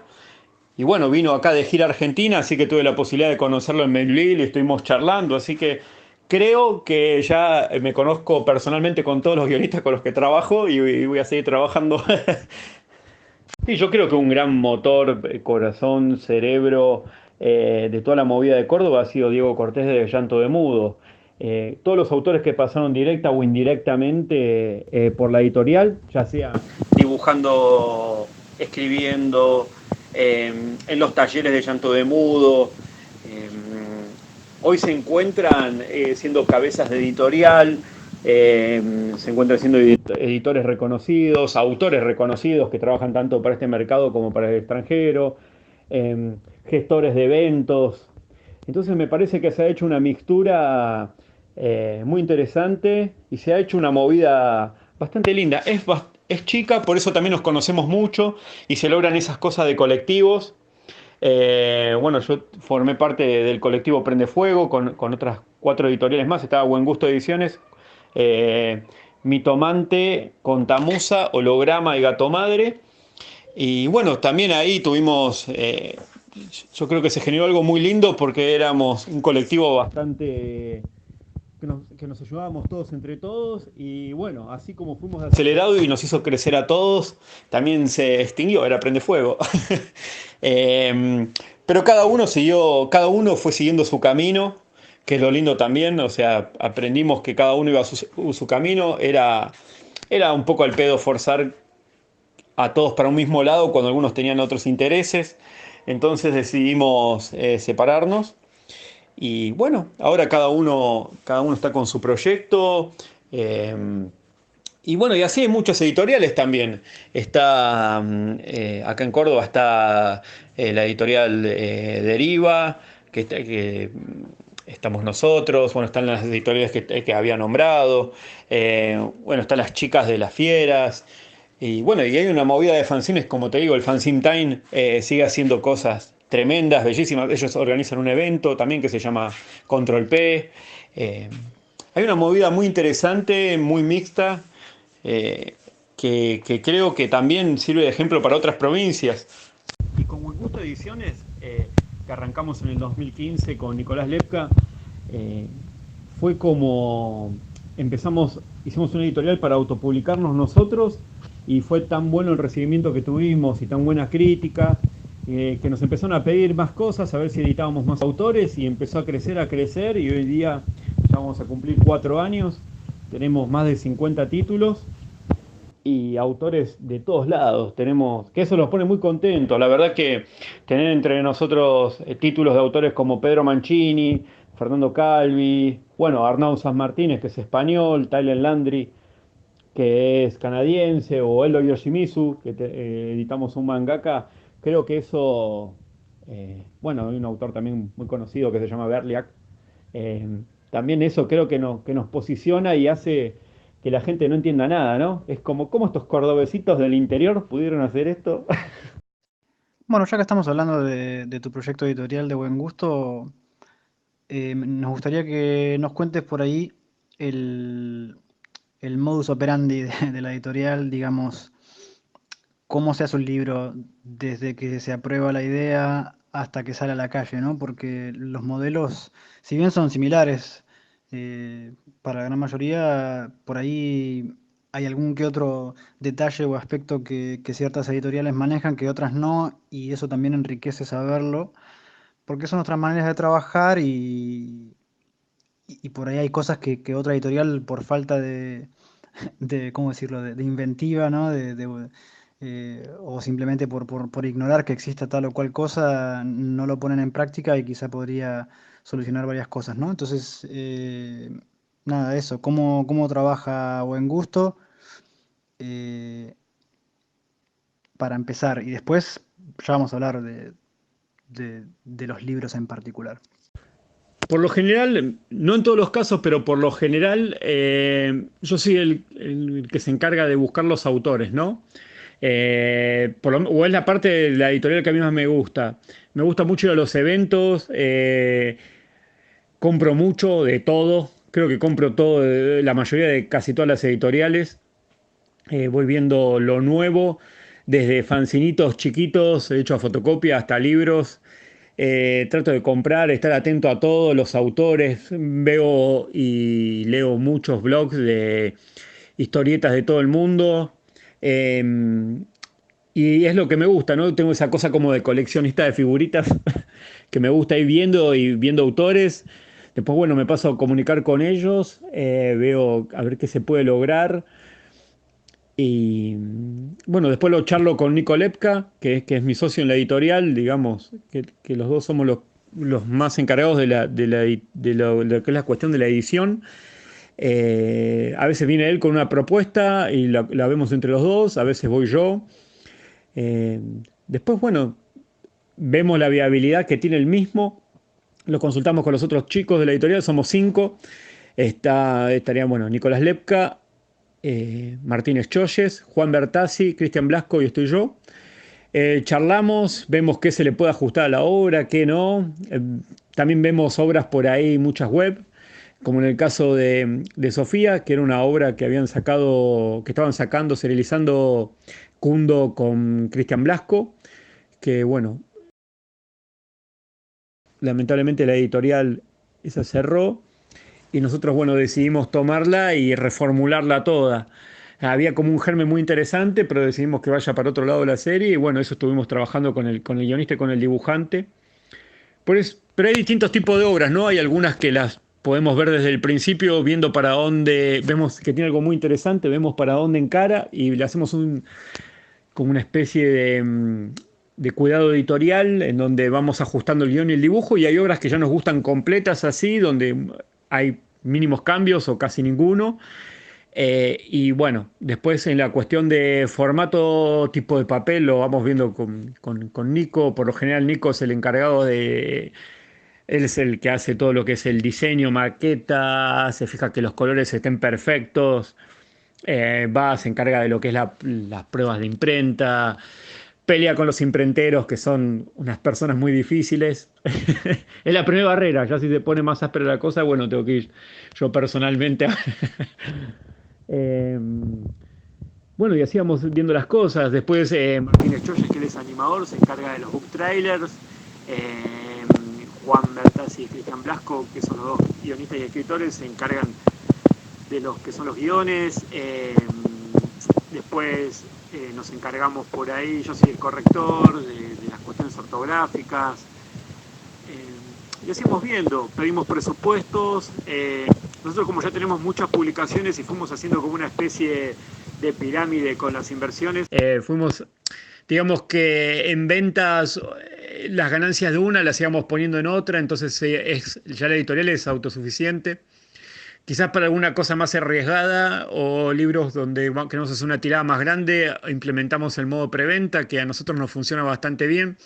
Es algo que viene, yo creo que ahora se está usando demasiado ya para cualquier cosa, pero se puede entender por una cuestión económica actual, que todas las editoriales quieren tener algo y ven que por ahí con una mínima preventa pueden hacer por lo menos una tirada chica.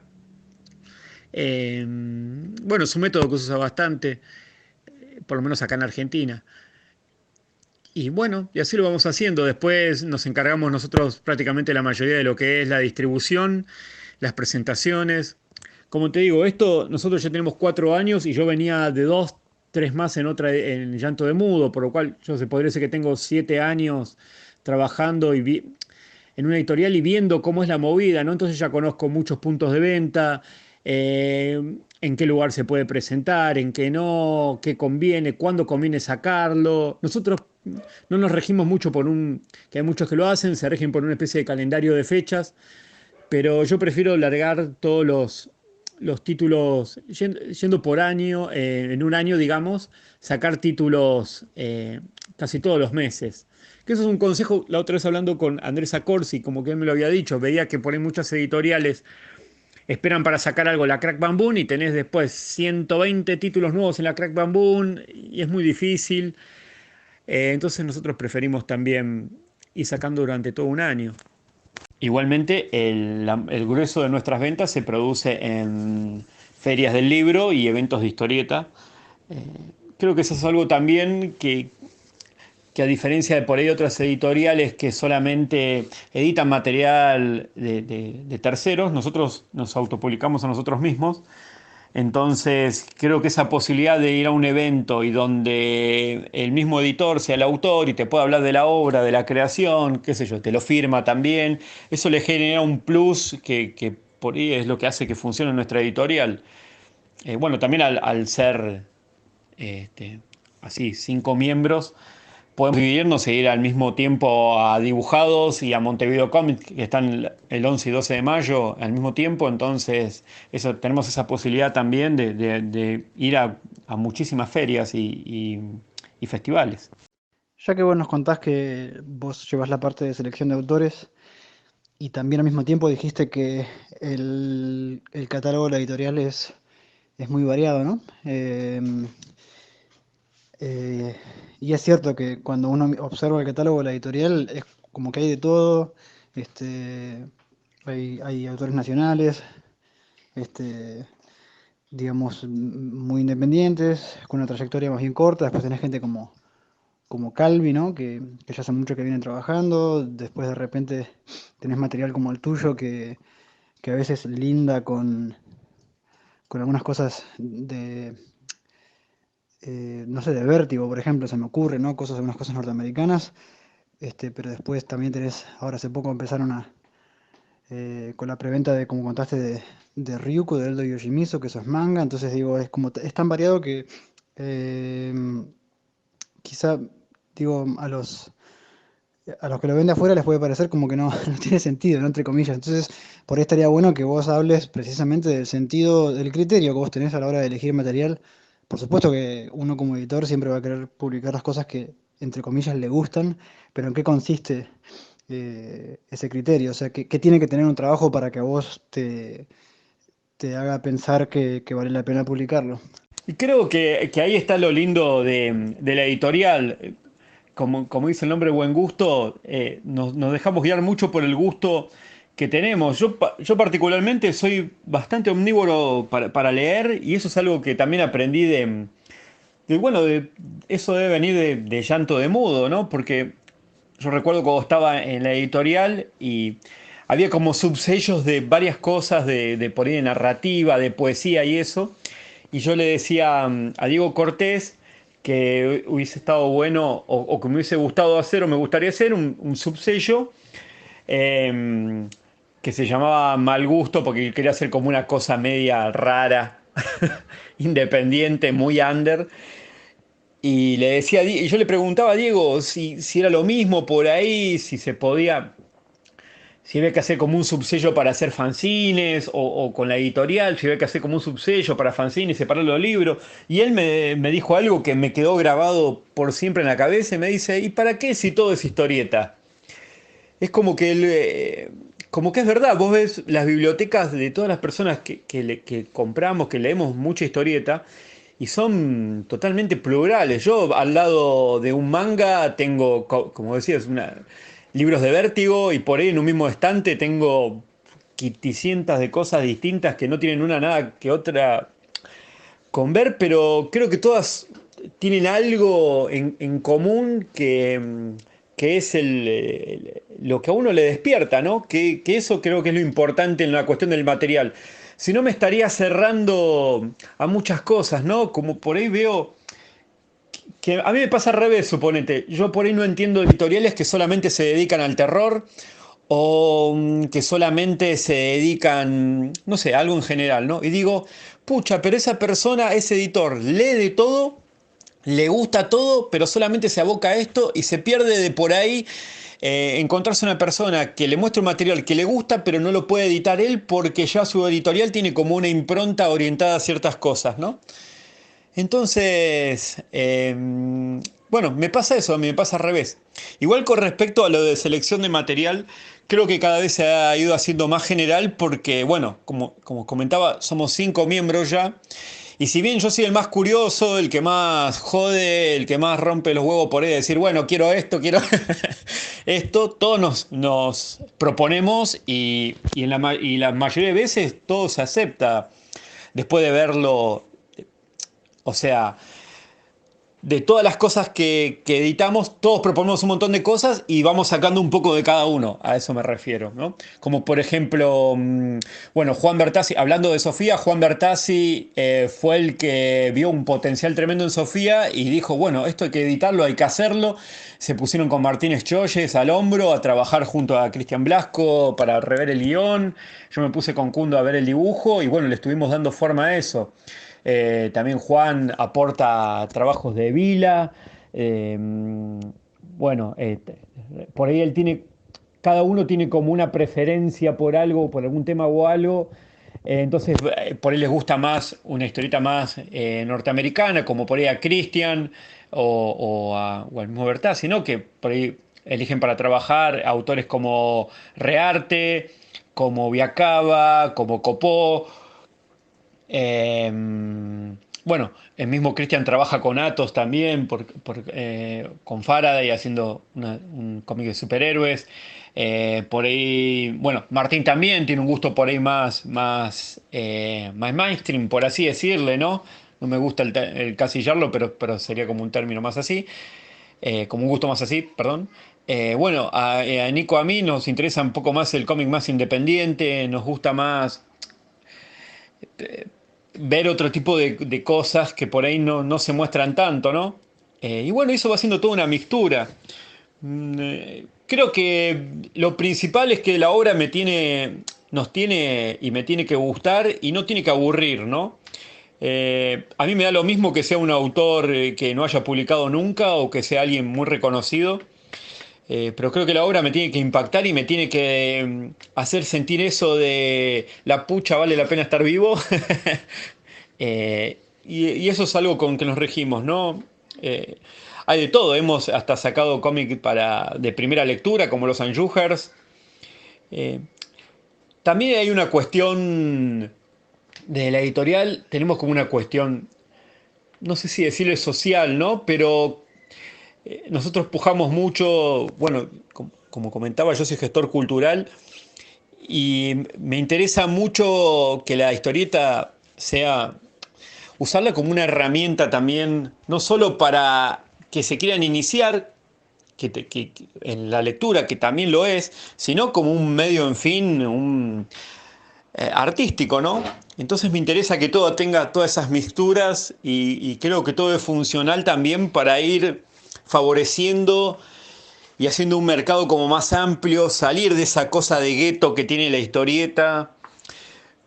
Creo que es mucho más profundo que solamente lo mera estético o de un gusto particular por algo, ¿no? Sino que es como algo, como un concepto muy amplio que a simple vista parece que no tiene sentido, pero como que es muy profundo. No sé si fue muy claro. Bueno, y ya para cerrar, lo que se viene en Buen Gusto Ediciones, por lo menos a más corto plazo, es la edición en Argentina de Ryuko, un manga de Eldo Yoshimitsu, em, lo cual es algo muy curioso, ¿no? Dentro del panorama argentino, latinoamericano, porque por lo general las ediciones de manga son licenciadas a través de las editoriales, ¿no? O bueno, agencias que trabajan para las editoriales, y son siempre series u obras que, digamos que ya se han publicado en Japón y han circulado bastante. En cambio, en el caso de Ryuko es distinto porque Ryuko la autopublicó el mismo autor, Eldo Yoshimitsu, eh, que es un artista plástico en realidad, él no fue mangaka así profesional hasta hace relativamente poco, ya pasado los 50 años decidió darse un gusto de infancia y le fue fenómeno. Eh, entonces, eh, eso creo que buen gusto de alguna manera es por una cuestión de política editorial, es a su vez la editorial ideal para publicar este tipo de obra y este tipo de autor en particular, ¿no? Así que nada, me gustaría que nos cuentes un poco eh, cómo se concretó este plan. No es ningún misterio que yo estuve trabajando también un poco la parte de comunicación con el autor, pero digo, más allá de lo obvio, ¿no? Que hay que arreglar cuestiones con el autor, me gustaría saber también cómo llegaste al autor, dónde lo descubriste, eh, y también relacionarlo un poco con tu gusto por todo aquello que es japonés y sobre todo digamos, japonés y muy en el sentido clásico también, ¿no? De los yakuzas, los gangsters, ¿no? Japoneses, bueno, hiciste un libro que es sobre el Bushido, después hiciste Ronin, es decir, siempre, bueno, también has hecho el diseño de cubierta, la ilustración de tapa de Azul Transparente de Ryu Murakami, que es una novela muy poco conocida. Así que vos, por lo que veo, tenés como una especie de historia ya con un gusto por lo japonés, pero como dije, por lo japonés, pero además por lo japonés clásico, ¿no? Eh, y bueno, y Ryuko de alguna manera sintetiza todo eso a la vez que lo resignifica, ¿no? Lo moderniza, por así decirlo. Eh, lo trae más cerca en el tiempo. tanto en la forma como en el contenido. Así que contanos un poco eso, ¿no? Cómo surgió ese deseo y esa propuesta de hacer Ryuko y porque muchos, por lo que pude ver también en las respuestas que daba la gente, en el feedback que dejaron cuando anunciaron la preventa y todo lo demás, era que muchos que es como que no lo pueden creer que se pueda publicar un libro así en Argentina. Les llama muchísimo la atención, como que lo ven literalmente imposible, por así decirlo. Entonces, nada, eso. Por ahí estaría bueno que les cuentes precisamente cómo es que se pudo hacer posible. Sí, digamos que Ryuko legitimiza a través de Eldo todo mi amor por ese gusto japonés por lo clásico. Bueno, todo surgió más o menos hace un par de años a través de las redes sociales. Eldo todavía no había terminado el tomo 2 de Ryuko. Ryuko son dos tomos originalmente y lo estaba subiendo en las redes sociales. Yo no recuerdo si lo vi en alguna reseña, en alguna página, no recuerdo bien dónde lo vi la primera vez. Pero en esa publicación que salió, yo ahí nomás creo que estaban las redes sociales de Eldo y me sorprendió mucho que él tenía Facebook. Me comuniqué con él en un inglés muy malo, yo prácticamente no domino para nada el idioma. Eldo, estamos más o menos iguales, los dos hablando inglés. Y nos empezamos a escribir, había muy buena onda desde el principio, y él me dice, bueno, y yo le pregunté cómo sería la cuestión, porque yo lo que tengo, que creo que está bueno que la mayoría por ahí lo piense de esta manera, que el no ya lo tienen. Entonces no le cuesta nada preguntar y ver cómo se puede llegar. Entonces yo creo que depende de la voluntad del autor cuánto se puede o no editar una obra. Desde el vamos, Eldo estaba totalmente este, a favor de que se edite en Argentina. Por ese momento, Eldo tenía un editor con el que estaba trabajando, que era francés, que no lo veía muy interesado en editar en Argentina o se pensó que no sé, que éramos una super empresa, entonces empezó a poner precios imposibles por cualquier cosa, ¿no? Si queríamos hacer un cartel. Y Eldo, bueno, el señor Eldo Yoshimitsu es muy amable. Yo creo que le pasó lo mismo que a mí, como que nos dio hasta como un poco de vergüenza ajena cómo estaba capitalizando todo el otro editor. Bueno, nosotros desde un principio mi idea era que esos dos tomos dividirlos en cuatro para que sea lo más accesible al público argentino, no solo por un tema de a nosotros cuánto nos iba a costar la edición, sino que por ahí poner un libro de 700 pesos, yo quiero que llegue a todos, ¿viste? Depende de la economía de cada uno, pero siempre pienso en el que quiere comprarse un libro y no puede porque es muy caro. Entonces, mi idea era dividir ese gasto, no importa que sean cuatro tomos, pero hacerlo lo más accesible posible. Y él lo estuvo totalmente de acuerdo. Bueno, y cuando salió la idea de hacer las cuatro portadas, ahí ya el editor francés no le gustó, no sé, y bueno, realmente dejamos de negociar porque ya era desgastante porque Eldo no podía hacer nada con lo que decía el editor francés. Al año siguiente, más o menos, o sea, el año pasado, Eldo nos escribió bueno, preguntó cómo estaba, muy amablemente todo, y que él tenía los derechos de Ryuko, entonces me preguntó si yo estaba interesado en, en editarlo nuevamente, y le dije que obviamente que sí, que era con las mismas condiciones de antes, y queríamos seguir haciéndolo en cuatro tomos y todo eso, súper perfecto, así que bueno, ahí creo, ya lo otro lo sabés mejor vos, creo que él lo puso en un grupo de mangakas. Si alguien conocía una editorial argentina, creo que es así, no me acuerdo bien.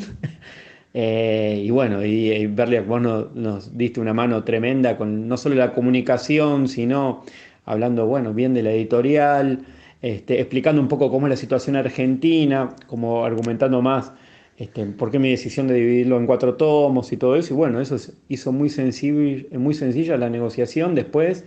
Y bueno, la verdad que el público me sorprende muchísimo. Creo que quisimos arrancar una preventa más que para testear, también para juntar un poco de fondos para pagar la tirada y creo que a los días ya teníamos todo cubierto. Es más, em, creo que hasta último momento no había comprado ninguno o muy poco de la gente conocida, precomprado el libro de gente conocida. Mucho público nuevo, mucho público expectante de la obra. Eh, yo le digo a los editores, por más pequeña que sea la editorial, que no tengan vergüenza, que pregunten, si les gusta la obra, yo creo que el autor y el autor es comprometido, se pueden lograr editar muy lindas obras acá en Argentina. Y mi gusto por lo japonés viene de... Yo aunque soy bastante hiperactivo y todo, me gusta mucho el budismo zen. eh, Viene de muy chico con las películas de artes marciales, que nada que ver, pero yo veía películas de kung fu, después del kung fu pasa el karate, yo practiqué artes marciales también de más chico. Y todo te va llevando. Después, bueno, empecé a descubrir libros, más el manga, anime, pero siempre me gustó como esa cuestión de las mafias, bueno, las pelis de Kitano, siempre me gustó todo eso y me gusta mucho también lo artesanal, la manera en que usan las herramientas. em, Toda la cuestión filosófica de la tinta, caligrafía, con el dibujo, y me pareció, sobre todo el pincel con la tinta, como un soporte muy válido para toda esa expresividad que tenía ganas de poner en muchos dibujos. Eh, y creo que de ahí, bueno, viene todo ese amor por la sangre, bueno, me encantan las forjas, eh, los documentales de cómo se hacen las katanas, me fascinan. Bueno, todo ese tipo de cosas las fui volcando de a poco en todas las obras. Bueno, Hernán, ha sido un placer tenerte. Gracias por compartir tus procesos. Y nada, entonces quedamos a la espera del primer volumen de Ryuko y por supuesto tus trabajos autorales también. Así que nada, lo mejor en tus proyectos y charlaremos la próxima. Bueno, muchas gracias a ustedes por la invitación. Y bueno, ya saben, a los que están interesados o quieren ver lo que realizamos, producimos en Buen Gusto Ediciones, pueden entrar al Facebook, que es Buen Gusto Ediciones, así, todo pegado, es el símbolo de una copita de martini con un fondo verde, con un ojo adentro. También nos pueden seguir en Instagram, en Twitter, que es @Buen Gusto Ediciones. Y para los autores que hayan escuchado la entrevista, guionistas, dibujantes, también nosotros a veces nos gusta ejercer de unión artística, entonces nos pueden mandar muestra de su trabajo a buengustoediciones@gmail.com, que siempre nosotros nos la pasamos viendo carpetas y por ahí podemos recomendar. Así que bueno, eso. Muchas gracias y un gran abrazo.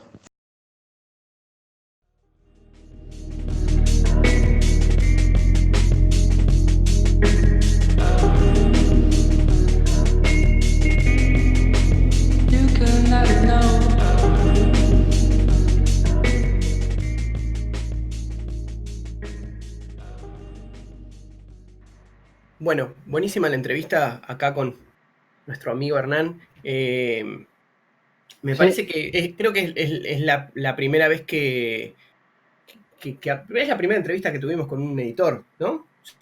Bueno, Yo mal bueno, recuerdo. con Mati Zanetti. Claro. Sí, claro, Mati Zanetti también y en el programa, ¿Cómo? el programa pasado también con Ale de Musaraña, que, También, ¿no? que Claro, también publican.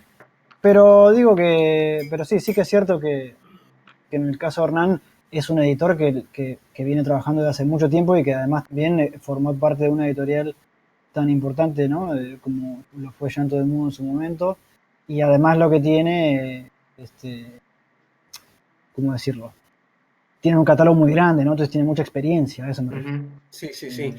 Sí, y muy amplio, con muchos frentes, por lo que nos contaba. Eso creo que también es bastante distintivo, incluso también con otros colegas que hemos ido, con los que hemos ido hablando, como Mati Chenzo también, que está con Faro Negro. Así que claro.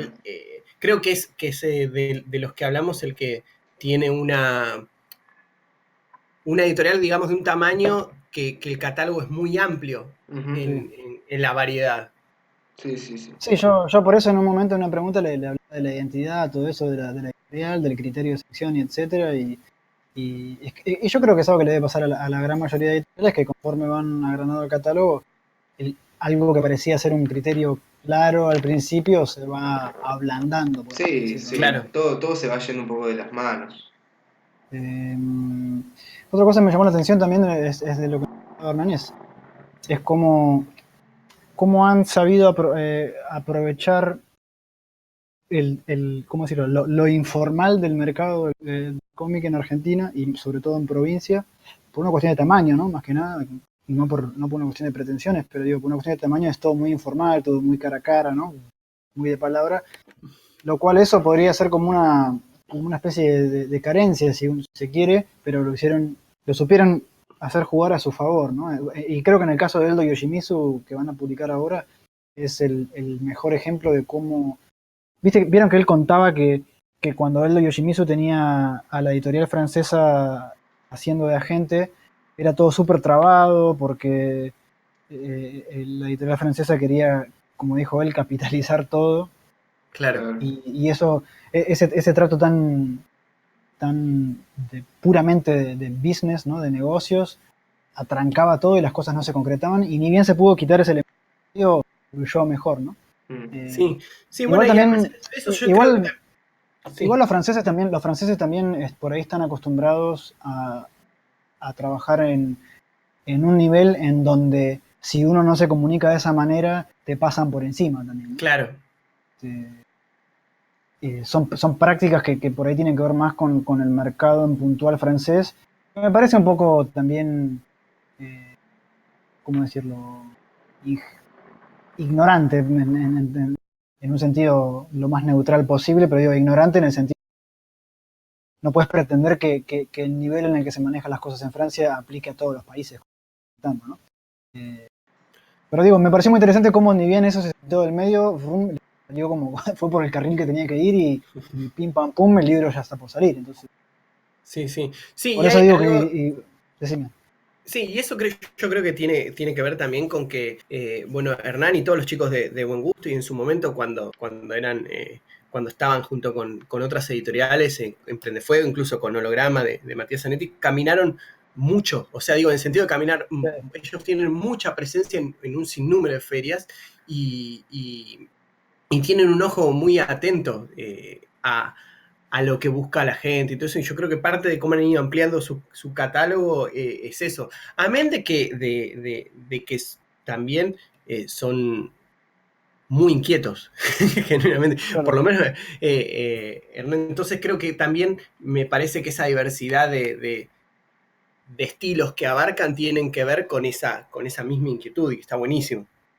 Yo, y también, bueno, como autor, bueno, vos, Tato, también has trabajado con ellos, Sí. digamos, como autor, no, lo que sí puedo decir como autor es que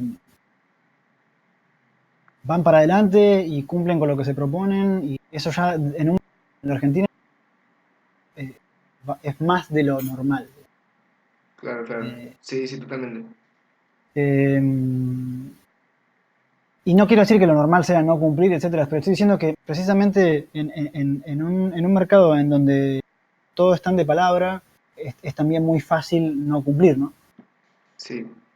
Sí, Y no cumplir por una cuestión. Muchas veces uno se embala, ¿no? Y dice más de lo que después a la larga va a poder hacer, y muchos proyectos se caen por eso también, ¿no? Por un fallo en el cálculo de lo que uno puede, de lo que uno quiere y de lo que uno realmente puede llevar a cabo, ¿no?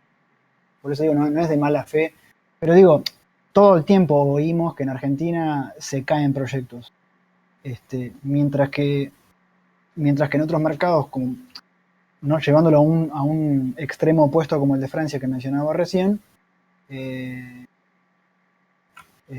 precisamente todo tiene que estar en papel y tiene que haber guita de por medio para que cosas no pasen.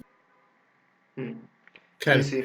Sí, yo creo Pero por eso digo que... que eso que podría ser un problema, eh, en el caso de Buen Gusto lo hacen funcionar a su favor de una forma muy clara. Sí, yo creo que justamente no solo por Hernán, sino por todos los que van integrando el staff de Buen Gusto, como que van conociendo muy bien qué pueden y qué no pueden hacer y generan un círculo totalmente, no sé, se ve como una editorial que, como dijo Pablo antes también, que, o sea, acepta lo que es y no se estanca no sé, en una Sí, en una idea claro, una prefijada idea por ahí. prefijada de Claro. una curaduría demasiado Sí, ellos, específica, ellos ni también nada de además eso, ¿no? ellos transitan muchas ferias que no son tradicionalmente Sí, historietas y exacto. espacios más chicos y hacen muchas giras internas mismo por dentro de Córdoba en eventos menores y eso también, y están muy atentos a lo que busca y compra también la gente como que a veces es medio fuera del gueto. Y yo creo que Ujú. eso es una cosa re importante para observar de las que se puede aprender mucho del material y la Sí, curaduría, si se quiere, que tiene. No, y sí, sí, además sí. eso se refleja también en las ventas. Yo le Claro, pregunté sí. cómo le estaba yendo a mi libro, con mi Pusher que hice con ellos, me dijo, no, se agotó rápido porque no es la costumbre que se agoten tan rápido. Y entonces me puse a pensar de dónde salieron esos compradores, porque digo, Claro. en el mundo del cómic sabemos, como todos sabemos, hay como una especie de tope, ¿no? Pero claro, ahí está la respuesta es esa, precisamente, que van a espacios donde el cómic juega de visitante y precisamente van ganando lectores de a poco. Claro, sí, sí, sí, sí. Que por ahí son lectores que no vuelven, ¿no? Que por ahí cómic, ¿no? Suelto, y por ahí no es que siguen el resto del trabajo de la editorial, ni van a quedar futuros lanzamientos. Pero bueno, los libros se venden y se leen y circulan, lo cual es lo más importante. Sí, sí, sí. Totalmente. Sí, Además funciona, perdón, Pablo, pero también funciona sí, como mercado que, o sea, como decimos siempre, o sea, si hay algo que necesita la historieta hoy en día que en Córdoba, escúchame, en Argentina, es llegar al público que no tiene por qué estar interesado en la historieta ni conocer la historieta, yo qué sé, en un sentido muy, muy totalmente profesional o no profesional, pero digo, no tenés que ser sí, o un seguir doctor, autores o exacto. estéticas, o, O sea, no hace falta ¿me entendés? que tengas que ser un doctor de la historieta para poder leer Nah, historieta. Entonces, está bueno que se vayan abriendo estos lugares. Yo particularmente desde la editorial con Deriva, eh, hay muchos lugares que de repente veo que, no sé, un año, buen gusto, logra ir a ese evento en el que yo por ahí nunca diría que quiero ir a, no sé, tal feria del libro de tal pueblo, pero los pibes después vienen y me dicen, che, tenés que ir el año que viene a tal feria o no sé qué, ¿viste? Entonces está bueno como ir abriendo todos esos espacios.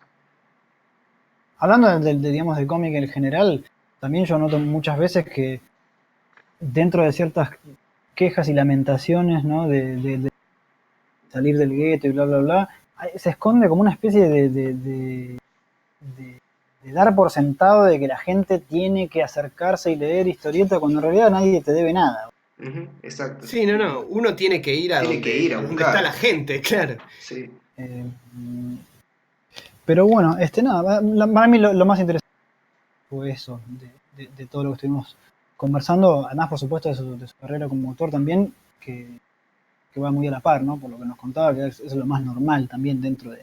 Mm, La gran mayoría de editores en Argentina o son, o en su momento fueron autores también, o al menos como guionistas, ¿no? ujú. Sí, creo que de hecho ahora sí puedo. Creo que el único editor que entrevistamos que no era autor fue Ale Musaraña.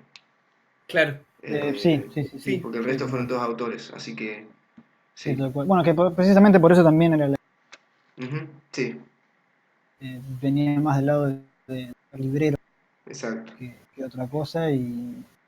Pero bueno, precisamente ahí está esa está en esa diversidad de puntos de vista. Y lo bueno también es como no se chocan y como forman parte de un mismo mosaico. Ujú, Está bueno que haya de todo y que el material se encuentre en librerías hipercuradas, onda boutique, o en la feria del choripán anual de Calamuchita. O sea, está bueno que haya una presencia constante, ¿no? Porque sí, como sí. digo, nadie te debe nada, ¿no? La gente no es que pasa por ahí las partes como ahora o nunca, ¿viste? Comprarlo ahora o nunca y además a mí lo que me interesa del lector casual es que lo compra por lo que es decir, no sabe si el autor es conocido, no es conocido, no sabe si ese dibujo Sí, no está contaminado está de algo bueno, de entre antemano, comillas. claro. Claro, exacto, ¿no? Más Este dibujo espontáneo. este dibujo está mal hecho, ¿no? Como y mientras que el lector casual es más por ahí como me gusta y punto. Claro, Me Claro. sí, gusta, sí, sí, sí, no sí. solo me gusta, sino que más vale el dinero que tengo en el bolsillo, entonces toma, agarrarlo y me lo llevo, ¿no? Sí, Claro. y también no me gusta y listo, digamos, no me gusta. No es- Exactamente, porque también exactamente. pasa mucho que en la feria de repente viene alguien y te habla de tal historieta como, no sé, si fuera, viste, la mejor review en vivo hecha en Claro. el momento. Entonces, totalmente. Así que bueno, Ay. Bueno, pasemos a las novedades. pasamos nomás. Eh, Que en sí, cómics. realidad no hay muchas novedades. Que en realidad no, No, no bueno, No, queremos en realidad decirlas. muchas de las. Nosotros venimos hablando siempre de todos los programas de preventas y lanzamientos, y la realidad es que todas las preventas y lanzamientos fueron para dibujados que pasó Ujú. hace poco. Sí, es cierto, es cierto. Bueno, sí, pero creo tenemos talleres. Tenemos el tenemos taller de creación talleres. de cómics de Ian Connelly, los martes 18 a 20 horas en Hotel. Ya arrancaron porque empezaban en abril y nada, para ello comunicarse a espacioinfusión@gmail.com. Tienen cursos de otras cosas también, de danza, Sí, pero tienen en lo que nos varios. compete tenemos el Sí, de creación de sí, cómics. tienen también Sí, de pintura simbólica, tienen muchos. sí, creo que Después está ahora el se taller sumó. de. Eso es en Córdoba. Después tenemos.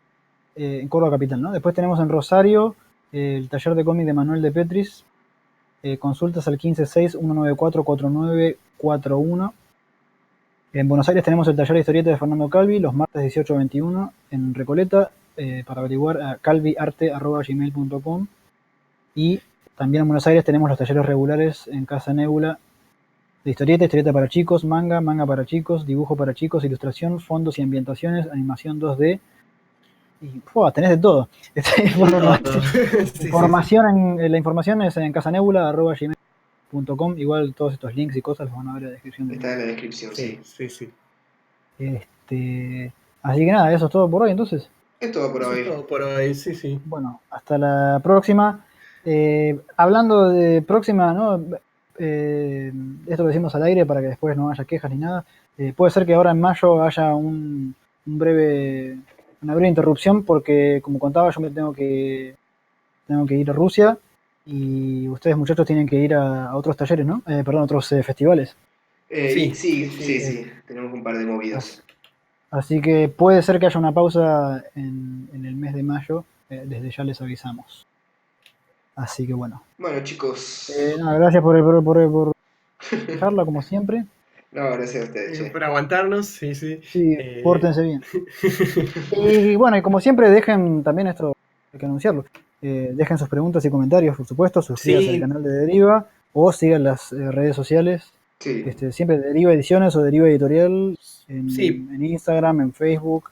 pueden mandar Pero sí. preguntas, temas que les interesaría que tratemos, en fin, lo que Sí, sobre quieran. todo preguntas, porque muchas veces nosotros, por supuesto, siempre nos ponemos al tanto, nos ponemos al día con lo que estuvimos haciendo cada uno, pero también está bueno prestar atención a lo que quieren saber ustedes, así que ujú, por supuesto déjennos preguntas sí. Y en también cualquiera de nuestras redes sociales, que nosotros los vamos a charlar acá en el programa. yo Así que bueno. quería agradecerle especialmente a uno de los chicos que escucha el podcast, que es Facundo López, que Ah, sí, siempre Sí, comenta en nuestros episodios. Bueno, él es un sí. dibujante, autor de historieta de Mar del Plata, así que nada, le mandamos un saludo a él y gracias por Sí, siempre estar ahí. otro saludo también un abrazo grande. otro saludo a Víctor Puchalski de España, que también sé que nos También. sigue. Hay Sí, que mucha gente siempre. ahí que nos sigue. Este, así que, Sí, que también replica en redes, que comparte el programa, así que todos ellos, Exacto. muchas gracias. bueno, hasta la próxima. Hasta la Hasta la próxima. próxima. Chau, chau. Chao.